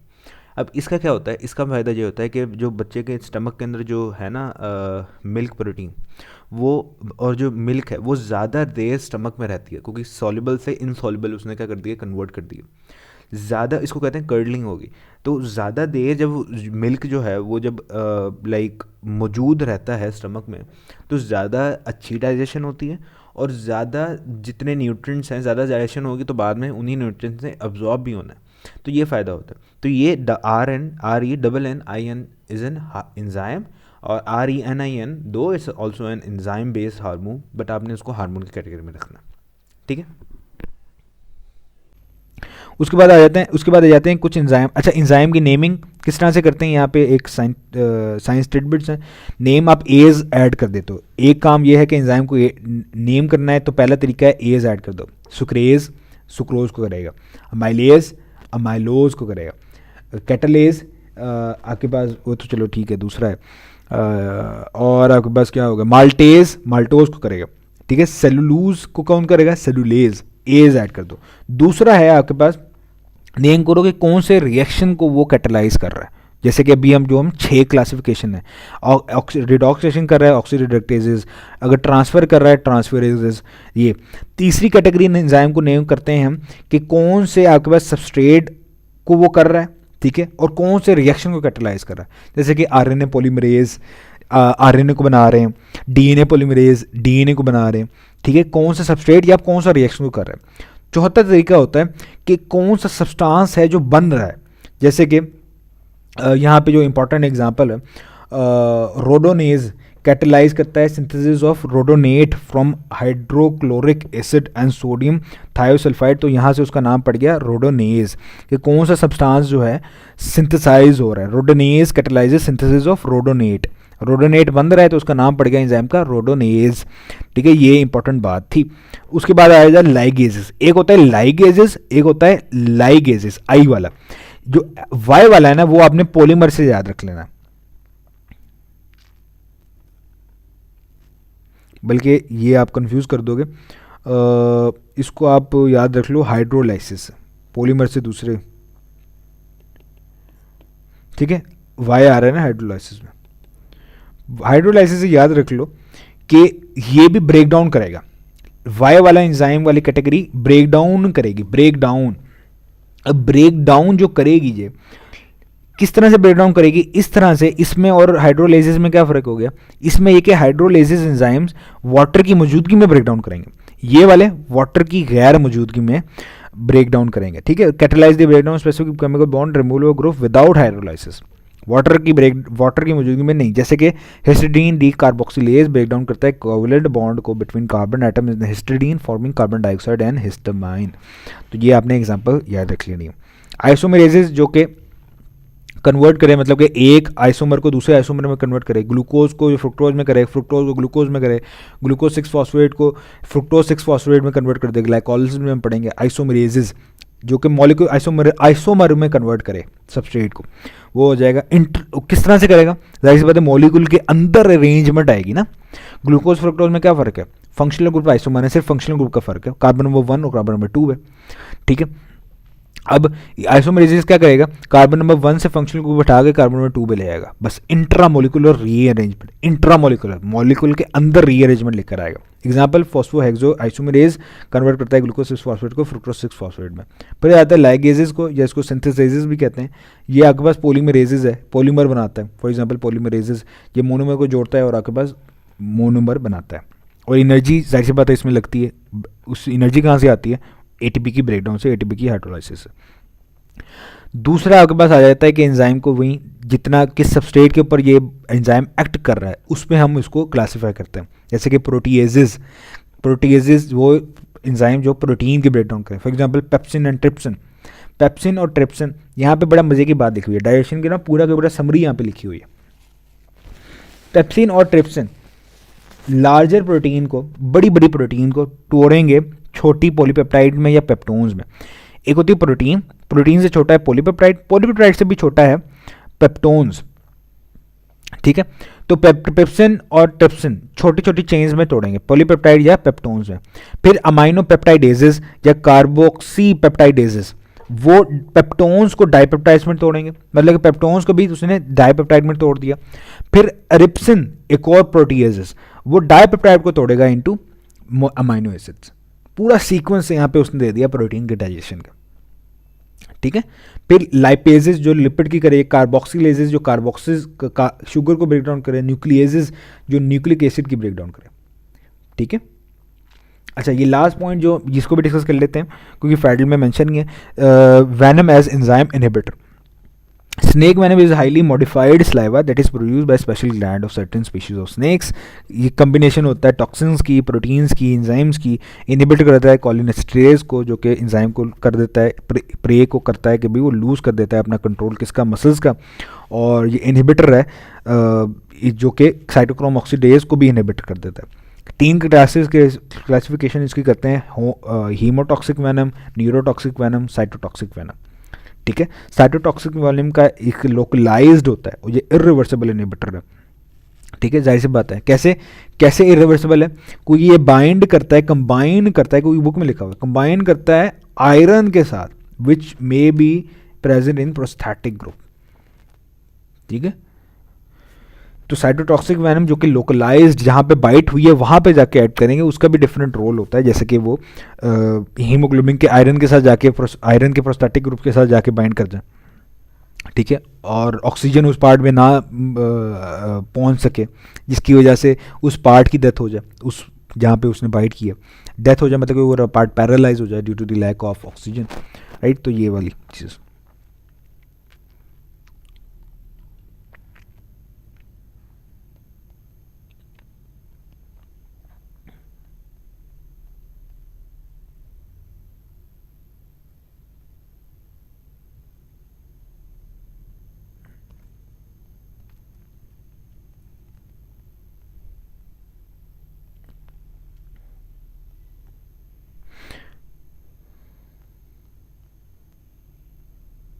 अब देखते हैं हमारे पास पंजाब टेक्स्ट बुक इसके बारे में क्या कहती है, क्लासिफिकेशन। कोई इंपॉर्टेंट बात, लाइगेसेस एंजाइम कहते हैं कि जी भाई these enzyme catalyse non hydrolytic addition और रिमूवल ऑफ ग्रुप। वही वाली बात, नॉन हाइड्रोलिटिक मतलब कि वाटर ऐड नहीं हुआ, ठीक है, वाटर ऐड नहीं हुआ लेकिन हाइड्रो ब्रेक डाउन होगी without the addition of water, यही वाली बात। अच्छा, यहाँ पे आइसोमेरेजेस में उसने जो इंपॉर्टेंट, अच्छा जब इंजाइम को लिखते हो ना, ये बात चलो याद आ गई।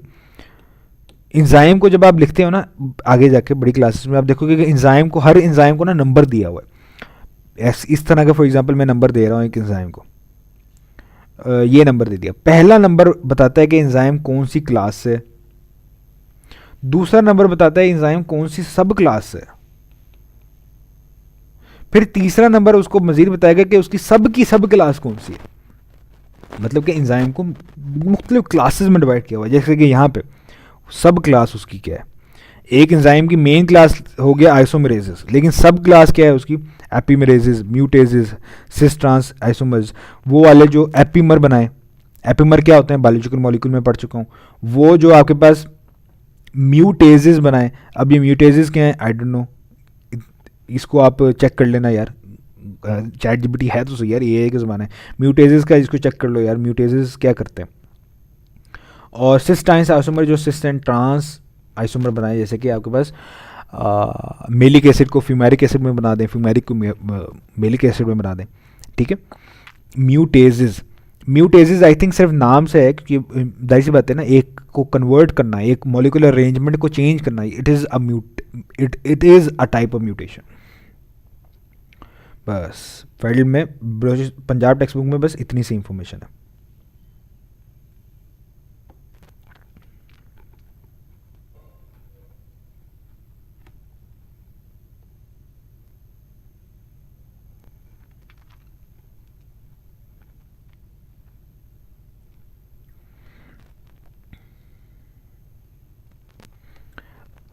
अब देखते हैं बलूचिस्तान टेक्स्ट बुक में क्या नोमेनक्लेचर से रिलेटेड मेंशन है। ऑक्सी रिडक्टेजेस के बारे में बताता है, the sub class of these enzymes are, sub class के बारे में बता रहा है। वही वाली बात जो नंबरिंग वाली बात है ना, मैंने वो पहले समझा दी है आपको, ठीक है। मतलब कि सब क्लासेस भी एंजाइम की होती हैं काफ़ी सारे। ट्रांसफरेजेस के बारे में बात की जाए तो ट्रांसफरेजेस ट्रांसफ़र करवाता है, जाहिर सी बात है, सच एज अमाइनो ग्रुप को कर देगा, कार्बोक्सिल को कर देगा, मिथाइल ग्रुप्स को, कार्बोनिल ग्रुप को एक सबस्ट्रेट से दूसरे सबस्ट्रेट में। लाइगेजेस एग्जांपल डी कार्बोक्सिलेजेस, जो कि ऐड करता है या रिमूव करता है कार्बोक्सिल ग्रुप को, ठीक है। और डी अमाइनेजेस, जो रिमूव करता है या ऐड करता है अमाइनो ग्रुप को without the addition of water. Ligases break down करता है, कैटलाइज करता है specific covalent bond with and removal functional group without hydrolysis, ठीक है। उसके अलावा कोई इंपॉर्टेंट इन्फॉर्मेशन, हाँ नहीं है। अच्छा वैसे आ ही गई है तो यहाँ पे डिस्कस कर लेते हैं। वही पपायन एंजाइम जो है, जिसको आप पपाया प्रोटीनेज 1, ये है उसका नाम। दूसरा नाम, एक पॉइंट जो आपने नोट्स में ऐड करना है, जो मैंने नोट्स में नहीं किया, वो ये वाले पॉइंट नोट्स में ऐड कर लो। ये सिस्टाइन प्रोटीएज है, प्रेजेंट होता है पपायन में और माउंटेन पपाया में, और ये एक्टिव होता है both acidic and basic environment में, ठीक है।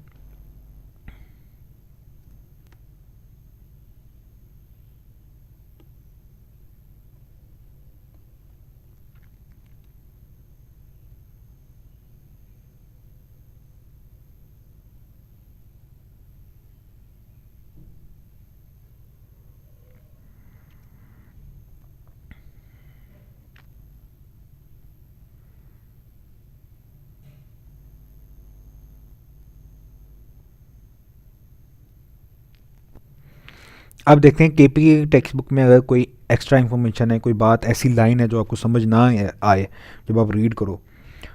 नहीं, कोई ऐसी बात नहीं है जो आपको समझ नहीं आएगी, बिकॉज हर चीज़ हमने डिस्कस कर ली और नोट्स में हर चीज़ ऐड है, कोई एक्स्ट्रा चीज़ नहीं।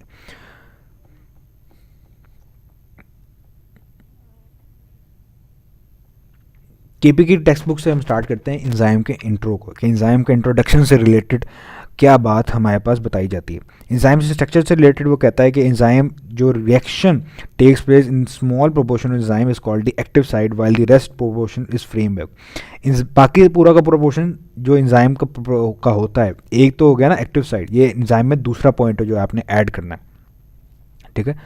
वैसे तो पहला पॉइंट है वो क्योंकि मैंने जो बुक रीडिंग है वो मैंने स्टार्ट की है उससे उसके क्या कहते हैं, नॉमनक्लेचर ऑफ एंजाइम से। तो नॉमनक्लेचर में एक पॉइंट था जो मैंने आपने ऐड करना था, ठीक है। वो आप नॉमनक्लेचर के एंड में जो है ना पोर्शन, वहाँ पे आप देखोगे तो आपको आइडिया हो जाएगा। ये दूसरा, वहाँ पे पहला पॉइंट है, वहाँ पे जो आपने नोट्स में ऐड करना है, जहाँ पे दूसरा पॉइंट हो गया, ठीक है, क्योंकि वो मैंने पहले रिकॉर्ड कर लिया इसलिए वहाँ पे पहला, यहाँ पे दूसरा। तो दूसरा पॉइंट जो आपने नोट्स में ऐड करना है वो एक तो ये है एक्टिव साइड होती है, बाकी पूरा का पूरा पोर्शन जो ये वाला होता है उसको आप कहते हो framework. Mode of action of enzyme से रिलेटेड कोई इन्फॉर्मेशन नहीं है। मैकेनिज्म से रिलेटेड एक इंपॉर्टेंट है, there may be more than one substrate and more than one product but that doesn't matter है। मतलब कि एक एंजाइम एक से ज़्यादा सबस्ट्रेट में भी हो कैटलाइज कर सकता है और एक से ज़्यादा प्रोडक्ट भी बन सकते हैं, लेकिन वो हमें अभी ज़्यादा उसमें फंसने की ज़रूरत नहीं है। मॉलिक्यूलर ज्योमेट्री से related for example, if the bond in the substrate is to be broken, the bond that might be stretched by the enzyme, making it more likely to break. Alternatively, the enzyme can make the local conditions inside, वही वाली बात, ठीक है। मैंने जो biological molecule की जो line थी जो आपको कल समझ नहीं आ रही थी, आज समझाइए। केपीके की टेक्स्ट बुक में जो लाइन है जो माइक्रो एनवायरनमेंट से रिलेटेड है, वो मैंने अभी कुछ समझा दी। इनडायरेक्टली क्या है, alternately the enzyme can make the local condition inside the active site quite different from those from outside such as pH, water concentration and charges, so the reaction is more likely to happen micro environment से related, ठीक है। अच्छा, और दूसरा point ऊपर वाली line में ये कहना चाह रहा है कि एंजाइम की वो मतलब कि एंजाइम किस तरह से रिएक्शन को कैटलाइज करेगा, इस तरह से करेगा, एक्टिव साइड एक्टिवेशन एनर्जी को डिक्रीज करेगा, कैसे, पाथ डिफरेंट कर देगा, या फिर तो बॉन्ड जो ब्रेक करना पहले सबस्ट्रेट का मुश्किल था उसको बॉन्ड को स्ट्रेच कर देगा, जिसकी वजह से बॉन्ड आराम से ब्रेक हो सकता है, राइट। तो इस तरह से करेगा। उसके अलावा हाँ, एक एक्टिवेशन एनर्जी के से रिलेटेड एक बात इंपॉर्टेंट है। एक्टिवेशन एनर्जी जो है परऑक्सीडेज की वो इतनी है इस ये ऊपर वाले रिएक्शन की, जब कैटलिस्ट है और जब कैटलिस्ट नहीं है, कैटलिस्ट जब नहीं है तब 86 किलो जॉल पर मोल है, और अगर कैटलिस्ट नहीं कैटलिस्ट है तब इसकी एक्टिवेशन एनर्जी है सिर्फ 1 किलो जॉल पर मोल। एक्टिवेशन एनर्जी कितनी ज़्यादा कम हो गई है। तो ये वाला पॉइंट भी तीसरा पॉइंट है जो आपने नोट्स में ऐड करना है। कोफैक्टर से related, the absence of these cofactor may lead to vitamin and vitamin deficiency. अच्छा, ये पॉइंट मैंने वहाँ पे लिखा हुआ है लेकिन आई थिंक मैं भूल गया हूँ उसको रीड करना कोफैक्टर में, लेकिन चलो, the absence of these cofactor may lead, कुछ डिजीजेज हो सकती हैं ऐसे बात है, विटामिन ना हो तो कोफैक्टर नहीं बनेंगे। कोफैक्टर में से भी कौन से, कोएंजाइम नहीं बनेंगे। एग्जांपल यहाँ पे उसने विटामिन बी की डेफिशिएंसी अगर हो तो आपके पास बेरी डिजीज हो जाती है, ये नाम आपने याद रखना है।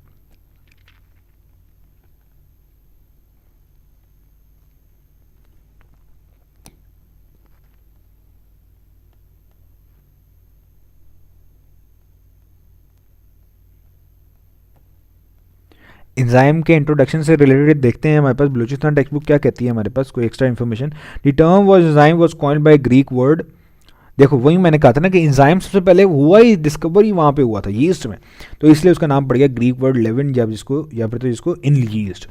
और सबसे पहले जिसको पहला एंजाइम जिसको नाम दिया गया था डायस्टेज, वो कौन सा था, पाइन साहब और परवेज नाम से निकल जा रहा है, परसोज।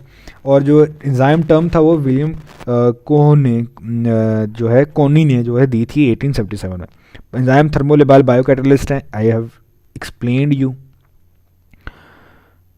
और इसके अलावा कोई हाँ, मॉलिक्यूलर वेट से रिलेटेड परऑक्सीडेज का मॉलिक्यूलर वेट ये है, कैटलेज का मॉलिक्यूलर वेट ये है। डाल्टन में, डाल्टन क्या होता है मैं एक्सप्लेन कर चुका हूँ। The enzyme form colloidal suspension in the cytosol. अब इसका क्या मतलब है ये अब आपको समझ नहीं आएगी, ये देखो समझ आएगी, ज़रूर आएगी। देखो एंजाइम जो है ना, एंजाइम वो लार्ज प्रोटीन है, ठीक है। तो ये और साइटोसोल जो है वो उसकी जेल लाइक कंसिस्टेंसी होती है, जेल लाइक होता है वो, ठीक है। अच्छा, अब एक दो तरह तीन तरह के सोल्यूशन होते हैं, वैसे सस्पेंशन होती है, सोल्यूशन होता है, और आपके पास कोलाइडल सोल्यूशंस होते हैं। अच्छा, कोलाइडल सोल्यूशन ये होते हैं कि पार्टिकल सस्पेंडेड होता है, ठीक है, पार्टिकल सस्पेंडेड होता है। तो ये भी वही कहना चाह रहा है क्योंकि एंजाइम लार्जर प्रोटीन्स है, ठीक है। तो वो साइटोप्लाज्म में सस्पेंडेड होते हैं, suspended, like just like suspension जैसे हो रही। कोलाइडल सॉल्यूशन क्या होता है, अभी मेरे पास वीडियो नहीं है उसकी, यूट्यूब पे जाओ सर्च करो solution versus colloidal solution, true solution versus complete solution या true solution versus colloidal solution, आपको समझ आ जाएगी सस्पेंशन का क्या मतलब है। तो एंजाइम भी साइटोसोल में इसी तरीके से सस्पेंडेड पड़े होते हैं, ये वहाँ पे वो कहना चाह रहा है। और one enzyme can catalyse 1 lakh substrate in 1 second, और जो यूनिट जो है वो टर्न ओवर यूनिट जो नंबर जो है मैं उसके बारे में बता चुका हूँ। A very unified mass unit symbol ये है डाल्टन, इन बायोलॉजी वो इक्वल होता है 1 डाल्टन के, और मैक्रोमोलिक्यूल को आप मेजर करते हो किलो डाल्टन में, जाहिर सी बात है उनका वेट ज़्यादा है। Simple protein consist of only 1 polypeptide chain, जैसे कि राइबोन्यूक्लिएज कंसिस्ट ऑफ 124 अमाइनो एसिड्स। अच्छा ये जो है पॉइंट, ये पॉइंट बायोलॉजी की दो जगह पे आपने ऐड करना है। चौथा पॉइंट जो आपने ऐड करना है नोट्स में, बायोलॉजिकल मॉलिक्यूल्स में ऐड करो।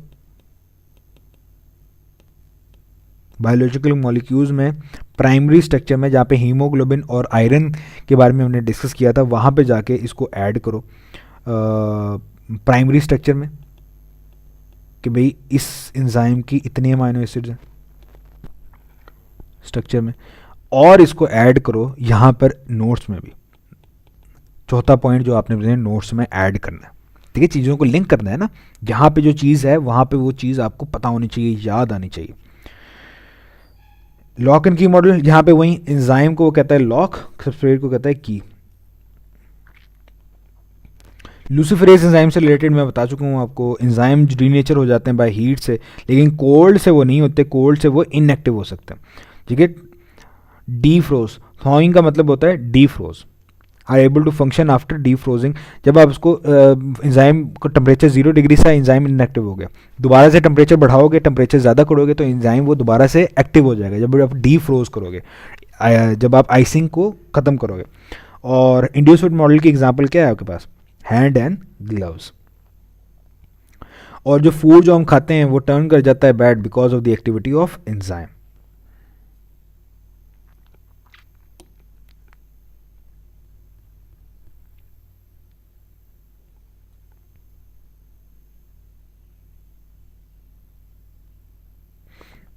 अब देखते हैं पंजाब टेक्स्ट बुक आपके बारे में, इसके बारे में क्या इन्फॉर्मेशन देती है हमारे पास एंजाइम के इंट्रोडक्शन से रिलेटेड। रेट ऑफ एंजाइम, जाहिर सी बात है, बात कि रिएक्शन जो है enzyme 3 to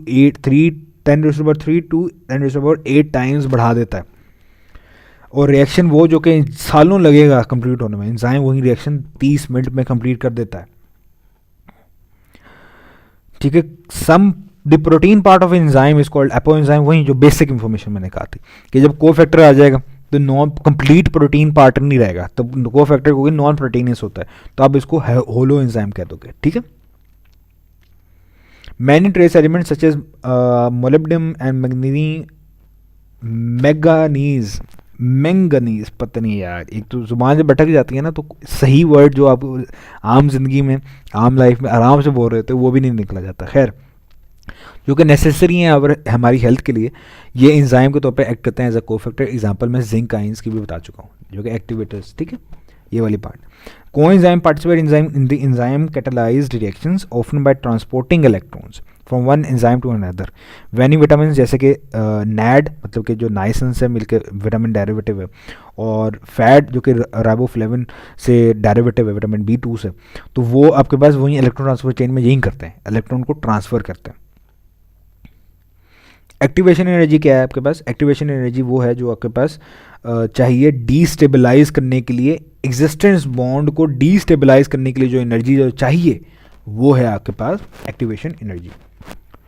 presence of an enzyme does not effect the nature और प्रॉपर्टी ऑफ एंड प्रोडक्ट, ये बात इंपॉर्टेंट है जो याद रख लेनी है आपने। Due to specificity enzyme recognises a specific substrate, this substrate bind with the active side, in this way an enzyme substrate complex is form and catalytic side is activated.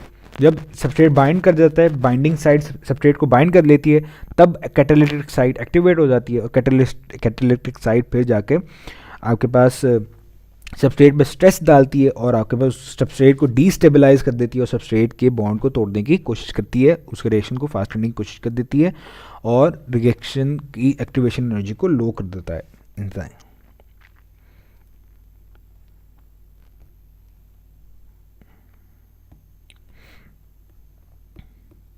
अब हम देखते हैं फेडल की बुक हमारे पास क्या कहती है एंजाइम के इंट्रोडक्शन से रिलेटेड।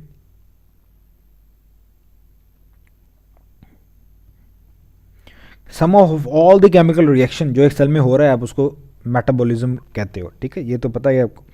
एंजाइम एग्जिस्ट करते हैं कोलॉइड्स में, ये बाद में बलूचिस्तान टेक्स्ट बुक में ये लिखी है, वो बाद में एक्सप्लेन करने की कोशिश कर चुका हूँ। पाइन और परवोज थे जिन्होंने बार्ले सीड्स से जो वाटर में उनके मौजूद थे उससे एक क्रूड मिक्सचर बनाया था। क्रूड का मतलब क्या होता है, इम्प्योर के कैटेगरी में रख लो, जिसके जो कि वो मिक्सचर जो कि डाइजेस्ट कर सकता था स्टार्च को, और उन्होंने उसको नाम दे दिया था डायस्टेज का। फिर उसके बाद ज़्यादातर एंजाइम्स प्रोटीनियस ही होते हैं एक्सेप्ट राइबोसोम, जैसा कि उसने एग्जांपल यहाँ पे दी है। और एंजाइम जो है एक्टिव साइड पर आकर नॉन कोवेलेंट बॉन्ड बनाते हैं, इंटरमोलिकुलर फोर्स, जैसे कि हाइड्रोजन बॉन्ड, हाइड्रोफोबिक इंट्रैक्शंस।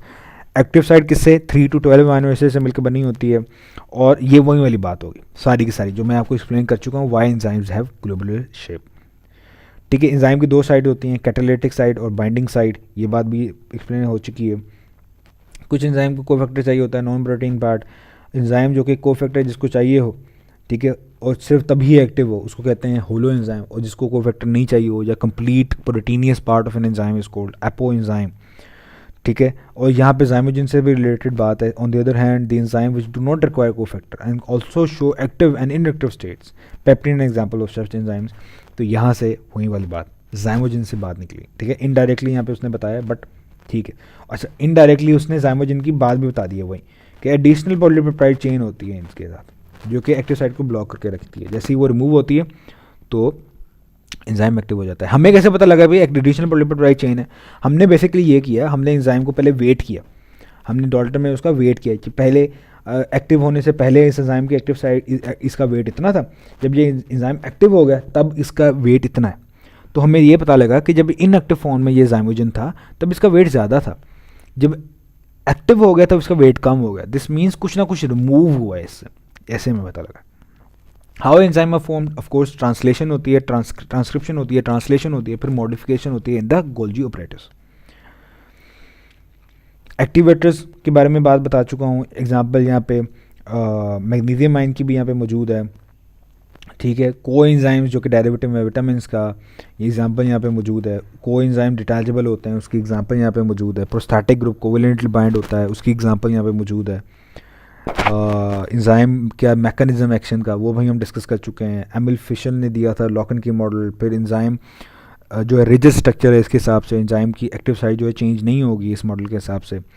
अच्छा, इस हिसाब से वही वो कहना चाह रहा है कि अगर जो नॉच्ड पोर्शन होता है ना की का, जो निशान जहाँ पे होता है, जो लॉक के अंदर जाना होता है, जिसकी वजह से एक की जो है स्पेशल होती है, वो इक्विवेलेंट है एक्टिव साइट ऑफ एंजाइम के, जिसका मतलब एंजाइम को यहाँ पे वो इनडायरेक्टली की कहना चाह रहा है। लेकिन बलूचिस्तान बुक में उसने डायरेक्टली कहा हुआ है कि एंजाइम इज़ अ लॉक, तो इसलिए आप लॉक को प्रेफर करोगे आंसर में।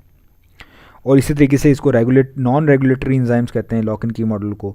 और ये बहुत ही थोड़े एंजाइम्स हैं जो कि नॉन रेगुलेटरी होते हैं, हालांकि दुनिया में ज़्यादातर लोग नॉन फ्लेक्सिबल और रिजिड होते हैं, और सुक्रेज और माल्टेज एंजाइम। फिर कुछ एंजाइम है जो कि आपके पास एब्सोल्यूट इसको एब्सोल्यूट स्पेसिफिसिटी शो करते हैं, ये मतलब कि सिर्फ एक ही सबस्ट्रेट को ये करेंगे कैटलाइज, एग्जांपल यूरिएज। फिर इंड्यूस फिट मॉडल आ गया, कूशलैंड ने जो इंड्यूस प्रपोज किया था, इसके हिसाब से एक्टिव साइट जो है फ्लेक्सिबल है, और एक्टिव साइट जो है एंजाइम जो है एग्जांपल कार्बोनिक एनहाइड्रेज उसने दिया है। अच्छा, एलेस्टेटिक साइड रेगुलेटरी एंजाइम्स को हम क्यों एलेस्टेटिक एंजाइम्स कहते हैं, ये बात मैं एक्सप्लेन कर चुका हूँ आपको, ठीक है। अच्छा, डिफरेंस बिटवीन इंड्यूस्ड मॉडल और कन्फर्मेशनल चेंज क्या है, ये इनहिबिटर में भी समझाया है, यहाँ पे भी समझाया है, स्पोर्ट मूवमेंट में भी जाके समझाऊंगा। क्योंकि स्पोर्ट मूवमेंट में जब कैल्शियम आयन जाके अटैच होते हैं ना उसके साथ ट्रोपोनिन के साथ जाके, तो ट्रोपोनिन कन्फर्मेशनल चेंज लेके आता है, जिसकी वजह से जो एक्टिन मायोसिन बाइंडिंग साइट्स हैं वो एक्सपोज होती हैं और एक्टिन और मायोसिन बाइंड करता है, ठीक है। यहाँ पे भी समझाऊंगा, 3 जगह पे यही एक वर्ड है, एक ही कॉन्सेप्ट है। एक्टिवेशन एनर्जी, नॉन लिविंग में हीट होती है, लिविंग में भी हीट है, लेकिन हीट अगर ज़्यादा दोगे तो डी नेचर हो जाएगा। तो क्या करना है, हीट को कम दो, इतना दो जिससे काम चल सके। इससे रिलेटेड बुक में एग्जैक्टली लिखा हुआ है कि overall energy change gives free energy at the end of a chemical reaction, presence और in presence of enzyme. Presence या non absence of enzyme give overall जो एनर्जी चेंज है वो तो सेम ही रहनी है. About 1000 chemical reaction have been carried out in a cell at any time. ठीक है, और क्या है, और इम्पॉर्टेंट बात जो है ये होती है बेसिकली जब होता है ना एक जो रिएक्शन फिजिबल है कि नहीं है, एक्टिवेशन के एनर्जी के रिलेटेड यहाँ पे वो बात कह रहा है कि एंजाइम और जो सबस्ट्रेट है वो मिलते हैं, अगर उनकी एनर्जी इतनी हो कि प्रोडक्ट की एनर्जी के इक्विवेलेंट आ जाए, ठीक है, तो आपके पास या फिर तो दूसरे रिएक्टेंट की लेवल की एनर्जी के इक्वल आ जाए जिस रिएक्टेंट ने आकर अटैच होना है, तो रिएक्शन होगा, वरना नहीं होता. ठीक है, प्रोडक्ट की एनर्जी के लेवल नहीं, दूसरा रिएक्टेंट जिसने आकर रिएक्ट करना है उसके एनर्जी के लेवल के इक्वल आ जाए तो रिएक्शन होगा, वरना नहीं होगा. वही ये केमिस्ट्री वाला कॉन्सेप्ट है ना. Enzyme does not decrease the energy of activation. ठीक है, by changing enzyme depending process to independent process, does decrease सही है, thus the energy of activation is the energy required to break the existing bond and begin the reaction.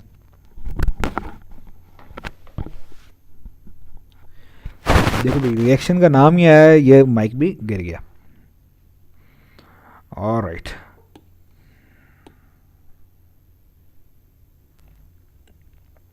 अब देखते हैं factor affecting the rate of enzymatic reaction से related फेडल की book हमारे पास क्या क्या बातें बताती है. कोई बात है जो एक्स्ट्रा बताती है भाई? तो देखते हैं. In increase of just 10 degree Celsius in existing temperature double the rate of reaction. ये बात हम डिस्कस कर चुके हैं. एंजाइम वही 3 टेम्परेचर आ गए यहाँ पे, 3 टेम्परेचर जो मैं अभी डिस्कस कर चुका हूँ, ऑप्टिमम टेम्परेचर, मिनिमम टेम्परेचर और मैक्सिमम टेम्परेचर. क्यों डीनेचरेशन का क्या मतलब है यहाँ इनडायरेक्टली उसने बताया हुआ है बुक में. Because the secondary and tertiary structure of these enzyme has been disrupted and enzyme is said to be denatured. ठीक है, enzyme unfold हो जाता है maximum temperature. all the human और जो आर्टिक snowflakes है उसके बारे में भी, उसका भी ऑप्टिमम टेम्परेचर यहाँ पे दिया हुआ है, नहीं दिया हुआ? अच्छा ठीक है, ऑप्टिमम टेम्परेचर इतना है. उसने एग्जांपल दी हुई है बैक्टीरिया जो हॉट स्प्रिंग्स में होते हैं उसका ऑप्टिमम टेम्परेचर इतना है. जो वॉशिंग पाउडर डिटर्जेंट में तो जो एंजाइम यूज़ होते हैं उनका हाई ऑप्टिमम टेम्परेचर होता है. और पीएच में वो कहता है कि पीएच जो है मैक्सिमम होती है एक हर रिएक्शन की अपनी, उसको ऑप्टिमम पीएच कहते हैं. पीएच इन्फ्लुएंस कर देती है. अगर माइनर चेंज आया या ड्रास्टिक चेंज आए तो क्या होता है, ये उसने येलो जैसे जो मैंने हाईलाइट किया हुआ है यहाँ पे उसने वो लिखा हुआ है. कोई चीज़ मुश्किल नहीं है, सारी समझा चुका हूँ. एक्सट्रीम चेंज के बारे में वो उसने बता रहा है. ऑप्टिमम पीएच ज़्यादातर एंजाइम जो मैंने लिखा है शायद मैं बोला नहीं, लेकिन वहाँ पे डीपीटी में जो है ना पीएच में उसने नीचे लिखा हुआ है ज़्यादातर रिएक्शंस जो हैं वो 6 to 8 रेंज में एंजाइम जो है ह्यूमन बॉडी में होते हैं. पपायन एंजाइम के बारे में जो ग्रीन पपाया से होता है जो मिलता है लैटेक्स से, उसके बारे में बताया हुआ है. ठीक है, और इसका हाई टेम्परेचर है और पीएच भी इस एंजाइम की. मेरे ख्याल से पीएच मैंने लिखी है नहीं लिखी, अगर नहीं लिखी तो ये आपका तीसरा या चौथा पॉइंट हो जाएगा नोट्स में जो आपने ऐड करना है. 5वें से 8वें उसका है. एंजाइम कंसंट्रेशन से रिलेटेड मैं बात एक्सप्लेन कर चुका हूँ. देखते हैं पंजाब टेक्स्ट बुक अब क्या कहती है factor affecting the rate of enzyme reaction से रिलेटेड. टेम्परेचर के बारे में बताती है वो कि हाइड्रोजन बॉन्ड और hydrophobic interaction are easily disrupted by slight change in temperature. ठीक है, स्लाइड चेंज, तो ये इसलिए वीक बॉन्ड है. इसी हिसाब से they have proteins. Thermionic bacteria जो है जो हॉट स्प्रिंग में रहते हैं जिनका ऑप्टिमम टेम्परेचर 70 होता है, फेडरल में लिखा हुआ है. उनका 70 क्यों होता है कि उनका स्ट्रॉन्गर बॉन्ड होता है पॉलीपेप्टाइड चेन में, और ये स्ट्रॉन्गर बॉन्ड की वजह से वो सर्वाइव कर जाते हैं. ग्लोबुलर स्ट्रक्चर प्रोटीन जो है वो पॉलीपेप्टाइड चेन जो है हेल्ड टुगेदर बाय, वही वाली बात में मैंने आपको बताई है. फॉर एग्जांपल यहाँ पे उसने एग्जांपल भी दे दिया. अब ये एग्जांपल में आपने याद रख लेनी है. ठीक है, ग्लूटामिक एसिड जो है वो एसिडिक अमाइनो एसिड है, लाइसिन जो है वो बेसिक अमाइनो एसिड है. ये एग्जांपल आपने याद रख लेनी है. इसको 2 कैटेगरी में डिवाइड करो. इसको आपने 5वां पॉइंट है आई थिंक, बायोलॉजिकल मॉलिक्यूल में भी ऐड करो इस पॉइंट को.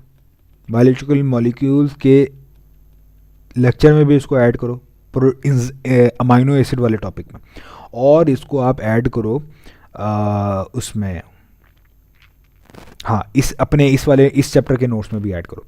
वहाँ पे अमाइनो एसिड को ऐड कर दो कि अमाइनो एसिड हेडिंग बना दो. अमाइनो एसिड एसिडिक भी हो सकते हैं, बेसिक भी हो सकते हैं. Example glutamic acid is an acidic, lysine is a basic. और क्या बात है भाई, बाकी कोई इंफॉर्मेशन नहीं है. देखते हैं फेडरल की, पंजाब की, बलूचिस्तान की टेक्स्ट बुक आपके पास क्या कहती है इस हवाले से। अच्छा जी, रेट डिक्रीज कर जाता है, उसने टेम्परेचर रेंज दी हुई है 45 से 50 डिग्री सेल्सियस फॉर ह्यूमन। तो ये वाली बात आपने इंपॉर्टेंट है, याद रख लेनी है, टेम्परेचर रेंज। ओके, पपायन, ग्रीन पपायन से जो आ रहा है आपके पास, रिस्ट्रिक्शन एंजाइम के बारे में उसमें बताया हुआ है, जो कि बैक्टीरिया में होता है, जो कि डिफेंस मैकेनिज्म प्रोवाइड करता है वायरसेस के अगेंस्ट बैक्टीरिया के लिए। वही वाली बात, नॉर्मल या फिर तो आप कह लो आइडियल रियल कंडीशन में उसने बताया हुआ है, रियल कंडीशन के, रियल कंडीशन में हमेशा सबस्ट्रेट ज़्यादा होंगे इंजाइम से, ठीक है। लेकिन अगर इंजाइम कंसनट्रेशन सैचुरेटेड हो जाए तो उससे ज़्यादा रेट नहीं बढ़ सकता, क्योंकि सैचुरेशन में मैक्सिमम रेट होता है, ठीक है। ओके, अब देखते हैं केपीके की टेक्स्ट बुक कोई इन्फॉर्मेशन है जो एक्स्ट्रा बताती है। आर्टिक स्नो फ्ली इंसेक्ट के बारे ऑप्टिमम टेम्परेचर दिया हुआ है। थर्मियोनिक बैक्टीरिया का उसने बताया हुआ है कि यहाँ पे वो बताता है कि 90 है, वरना आप 70 90, अगर पर केपीके के हो तो 90 को लगाओगे, बाकी के हो तो 70 लगाओगे। अच्छा, टेम्परेचर से रिलेटेड वही कहता है कि बीट कर्व नहीं है, ये स्ट्रेट लाइन है। मीनिंग टू से स्ट्रेट लाइन नहीं है, कर्व नहीं है, मतलब ये नहीं कि टेम्परेचर बढ़ाते जाओगे रेट ऑफ रिएक्शन बढ़ता जाएगा, नहीं। एक पॉइंट आएगा जिसमें मैक्सिमम आएगा, उस पॉइंट के बाद वो कर्व डिक्रीज होगी, नीचे जाएगी, ठीक है, डाउनफॉल आएगा उसमें, क्योंकि इंजाइम डी नेचर हो जाएगा। अच्छा, यहाँ पे उसने एक बात लिखी हुई है एक्स्ट्रा, ये आपने नोट्स में ऐड करनी है, छठा पॉइंट है, the increase in the rate with temperature can be quantified as Q10 which is the relative increase for 10 degree rise in temperature. ये है Q10, मतलब कि 10 डिग्री बढ़ाओगे रेट डबल हो जाएगा, ये उसने Q10 बस है, ये Q10 वाला पॉइंट आपने ऐड कर लेना है बस, ठीक है। रेट इज़ नॉट, अच्छा ये एक और पॉइंट कि 0 डिग्री पे भी जो मिनिमम टेम्परेचर है उसमें वही वाला बात कि मिनिमम टेम्परेचर वो वाला टेम्परेचर जिसमें एंजाइम एक्टिव तो है लेकिन बहुत कम एक्टिव है, और उससे कम करोगे तो एंजाइम बिल्कुल ख़त्म हो जाएगा, रुल जाएगा। तो वही rate is not 0 at 0 degree Celsius, तो enzyme still work in the refrigerator and food still goes off, but and food still goes off, मतलब कि फूड रेफ्रिजरेटर में भी ख़राब हो सकती है, क्योंकि एंजाइम ऐसे पता तब भी वर्क कर रहे हैं, but they work slowly, Aahista Aahista work करते हैं।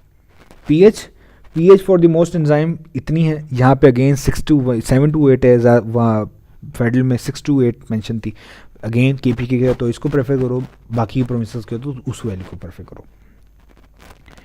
Psychological pH of most cells, psychological मतलब कि फंक्शनल पीएच, ज़्यादातर सेल्स जो हैं वो इसी पीएच पे वर्क करते हैं, of course they are exceptions. अच्छा जी, यहाँ पे एक और बात यहाँ पे उसने टेबल में बताई हुई है जो कि डाइजेशन वाले चैप्टर में भी मैं रिलेट करूँगा।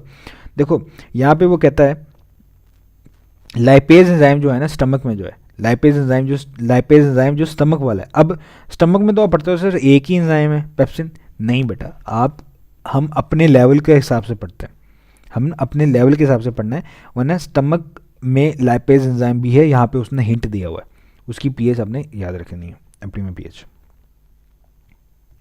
ओके, एंजाइम इनहिबिटर से रिलेटेड देखते हैं, हमारे पास फेडरल की बुक हमारे पास क्या कहती है। ये पेनिसिलिन के बारे में कहती है कि वो पेनिसिलिन जो माइक्रोबेसिडल इफेक्ट देते हैं वो एंजाइम को किस तरह से ब्लॉक कर देते हैं एक्टिव साइट को, उसके बारे में वो बता रहा है, इरिवर्सिबल है पेनिसिलिन। अच्छा, पॉइजन्स हैं, antibodies, anti metabolites, penicillin, sulphur drugs, sulphamide जो कि बैक्टीरिया की ग्रोथ को कम करने के लिए, रोकने के लिए इस्तेमाल होता है। इसकी एग्जांपल उसने बताई हुई है इनहिबिटर्स में। कॉम्पिटिटिव इनहिबिटर्स जो कि केमिकली कम्पीट करते हैं सबस्ट्रेट के साथ, क्योंकि उनके स्ट्रक्चर सेम होता है, स्ट्रक्चर सबस्ट्रेट और उसका सिमिलर होता है ऑलमोस्ट, ठीक है। और फिर ये रिवर्सिबल भी हो सकते हैं, एग्जांपल उसने मेलोनेट की दी हुई है। क्यों इस क्रिटिकल थिंकिंग में एग्जाम का आंसर मैं दे चुका हूँ। स्पोर्ट एंड कहते हैं कि इंपॉर्टेंस, और ये इंपॉर्टेंस में भी सारी बातें हम डिस्कस कर चुके हैं। नॉन कॉम्पिटिटिव इनहिबिटर में रिवर्सिबल नॉन कॉम्पिटिटिव भी होते हैं जिसमें फीडबैक मैकेनिज्म है, उसके बारे में हम बढ़ चुके हैं। इरिवर्सिबल भी होते हैं नॉन कॉम्पिटिटिव, साइनाइड और हैवी मेटल आइंस, मर्कुरी आपके पास, सिल्वर एजी सिल्वर का होता है या गोल्ड का होता है, जिसका भी होता है, और कोबाल्ट, कॉपर एक्सेट्रा, इसके आयंस बाइंड कर जाते हैं और ब्रेक कर देते हैं डाइसल्फाइड बॉन्ड को। फीडबैक इनहिबिशन, जब एक्टिविटी एंजाइम जो इनहिबिट हो जाए उसके अपने प्रोडक्ट से, फीडबैक इनहिबिशन है। जैसे कि थियोनीन जो जो का एस्पार्टेट से थियोनीन बन रहा होता है, ये सारे के सारे रिएक्शन जो मैंने अभी आपको एक्सप्लेन किया है। एग्जाम्पल यहाँ पे वही वाली ऐड कर लेना। छठा पॉइंट है, पता नहीं सातवां पॉइंट है, जो आपने अपने नोट्स में ऐड करना है, एग्जाम्पल ऑफ कॉम्पिटिटिव और नॉन कॉम्पिटिटिव इनहिबिटर्स। यहाँ पे वो पेनिसिलिन को दिखता है कॉम्पिटिटिव इनहिबिटर्स में। मीनिंग टू से कॉम्पिटिटिव, अब देखो पेनिसिलिन इरिवर्सिबल इनहिबिटर है, ठीक है, लेकिन कॉम्पिटिटिव इनहिबिटर्स ज़्यादातर रिवर्सिबल होते हैं। मैंने कहा था इरिवर्सिबल भी हो सकता है, ठीक है। Example penicillin, penicillin competitive irreversible है, ठीक है। तो ये वाली सीन आ गया। अब देखते हैं आपके पास फेडरल पंजाब की टेक्स्ट बुक क्या कहती है एंजाइम इनहिबिटर के बारे में, extra information. An example of enzyme inhibitor being used as a drug is aspirin. Enzyme aspirin की जो ड्रग है, पेन किलर जो है, मैं बायोलॉजिकल मॉलिक्यूल में इसका प्रोस्टाग्लैंडिन्स में हम इसको अच्छे तरीके से हम वैसे डील करके आए हैं, अच्छे तरीके से वैसे हम पढ़ के आए हैं इसको, बट स्टिल जो प्रोस्टाग्लैंडिन जो है आपके पास, जो कि एंजाइम इनहिबिटर होता है, ये क्या करता है, प्रोस्टाग्लैंडिन की सिक्रीशन को रोक देता है, इनहिबिट कर देता है। जो वो एंजाइम जो प्रोस्टाग्लैंडिन को बना रहे होते हैं, उस एंजाइम को ये इनहिबिट कर देगा, रोक देगा। एस्पिरिन का ये काम होता है, ठीक है। साइनेट के बारे में भी बताया गया है। The poison cyanide is an irreversible enzyme inhibitor that combines with copper and iron the active site of enzyme cytochrome oxidase and block cellular respiration, ठीक है। Competitive inhibitors are used as antibiotics to kill bacteria. ये वाले भी important point है। जो सल्फोमाइड drugs जो आप use लेते हो बैक्टीरियल ग्रोथ को कंपार्ट करने के लिए, वो वाली आ गई एग्जांपल। मेलोनिक एसिड जो कि स्ट्रक्चरली सिमिलर है सबस्ट्रेट के, सक्सिनिक एसिड कॉम्पिटिटिव इनहिबिटर की example. Non competitive, okay, now this is absolutely wrong, ठीक है। मेरे नॉलेज या मेरे कॉन्सेप्ट की बात की जाए तो मेरा कॉन्सेप्ट यहीं पे ही है। मुझे नहीं पता इसका रिवर्स होता है कि नहीं होता, बट कैरब साइकिल में आप पढ़ोगे कि सक्सिनाइल को जब कन्वर्ट होता है सक्सिनेट में और जीटीपी प्रोड्यूस होती है, तो ये रिएक्शन उल्टा तो नहीं है ना। यहाँ पे तो उसने उल्टा लिखा हुआ है, सक्सिनेट से सक्सिनाइल को है, ठीक है। तो मैंने यहाँ पे लेक्चर में तो आपको बस बता दिया है, but I think it's a wrong reaction. ऐसा रिएक्शन होता ही नहीं है, तो आपने उसको करेक्ट कर लेना। दिस इज़ रॉन्ग, ठीक है। ये रिएक्शन जो है वो गलत है। रिएक्शन सक्सिनाइल को से सक्सिनेट होता है, तो ये ऑफ कोर्स इनहिबिटर की जो बात कर रहे हैं यहाँ पे बुक, वो भी गलत होगा, ठीक है। लेक्चर में कभी कभार हम बातें कर रहे होते हैं ना, तो बात क्योंकि लेक्चर फ्लो के साथ चल रहा होता है तो हम चीज़ें भूल जाते हैं, ठीक है। और गलत कभी कभार जो बेसिक होते हैं वो भी हम गलत बोल देते हैं, ठीक है। तो यहाँ पे आपने इसको करेक्ट कर लेना। इनहिबिटर में सक्सिनिक एसिड और coenzyme react to form succinyl co है। For example this reaction is catalysed by succinyl co A synthesis after its formation the product. यहाँ पे थोड़ी सी मुख्तलिफ एग्जांपल है, मैंने भी आपको थोड़ी सी मुख्तलिफ एग्जांपल दी थी, यहाँ पे भी मुख्तलिफ एग्जांपल है, तो वो भी ऐड कर लेना। सातवां पॉइंट है जो that you have to add in your notes. For example यहाँ पे वो कहता है सक्सिनिक एसिड जो है वो को एंजाइम ए के साथ रिएक्ट करके सक्सिनाइल को ए बना देता है। ये रिएक्शन जो है कैटलाइज होता है सक्सिनाइल को ए सिंथेसिस से। अब सक्सिनाइल को एक्ट करता है नॉन कॉम्पिटिटिव इनहिबिटर, वो बाइंड कर देता है एंजाइम के साथ, तो एंजाइम इनहिबिट हो जाता है, ठीक है। जब प्रोडक्ट बन गया तो वो एंजाइम के साथ जाके एलेस्टेरिक साइड पर जाके बाइंड करेगा और एंजाइम को रोक देगा और ज़्यादा सक्सिनाइल को नहीं बनेगा। ये रिएक्शन ऐड करना है अपना। इरिवर्सिबल इनहिबिटर की एग्जांपल पेनिसिलिन है जो परमानेंटली डिसेबल कर देता है एंजाइम को, ठीक है, परमानेंटली। देखो ना, इरिवर्सिबल इनहिबिटर, और फेडरल में लिखा हुआ है कि ये कॉम्पिटिटिव भी है। बात होगी वही ना, चीज़ों को रिलेट किया करो। Significance while cancer drugs can inhibited, जाहिर सी बात है एग्जाम की ये सिग्निफिकेंस ऑफ एंजाइम इनहिबिशन, ये सारा इजी टॉपिक है यार, इसको रीड कर लेना, स्क्रीनशॉट ले लो, इसको रीड कर लो, बहुत इजी है। कोई इसमें इतना इंपॉर्टेंट भी पॉइंट नहीं है जो मुझे लगा, इसलिए मैंने इसको ऐड भी नहीं किया। For example when enzyme has a greater number of ATP than required and itself. अच्छा, ये उसने इनडायरेक्टली बताया बायोएनर्जेटिक्स से टॉपिक, मैंने आपको डायरेक्टली आपको एक्सप्लेन कर दिया, ठीक है। देखते हैं Balochistan text book enzyme inhibitor के बारे में क्या कहती है। The enzyme which catalyse reaction again again, उसको रेगुलेटरी एंजाइम कहते हो, ठीक है, इरिवर्सिबल इनहिबिटर में कंटेन रिएक्टिव फंक्शनल ग्रुप, बात हम कर चुके हैं. इरिवर्सिबल इनहिबिटर में भी नेचुरल और artificial. Poisons, venom of snakes, venom of snakes क्या है, नेचुरल. और ड्रग्स या टॉक्सिकल सब्सटेंसेस वो क्या है, आर्टिफिशियल. Reversible inhibitor. अच्छा, यहाँ पे एक पॉइंट है जो है वो वाला पॉइंट है. सेकंड ईयर में आप नर्वस कोऑर्डिनेशन में पढ़ते हो नर्व गैस के बारे में. नर्व गैस, ये वाला पॉइंट भी आपने 8वां पॉइंट है आई थिंक जो आपने ऐड करना.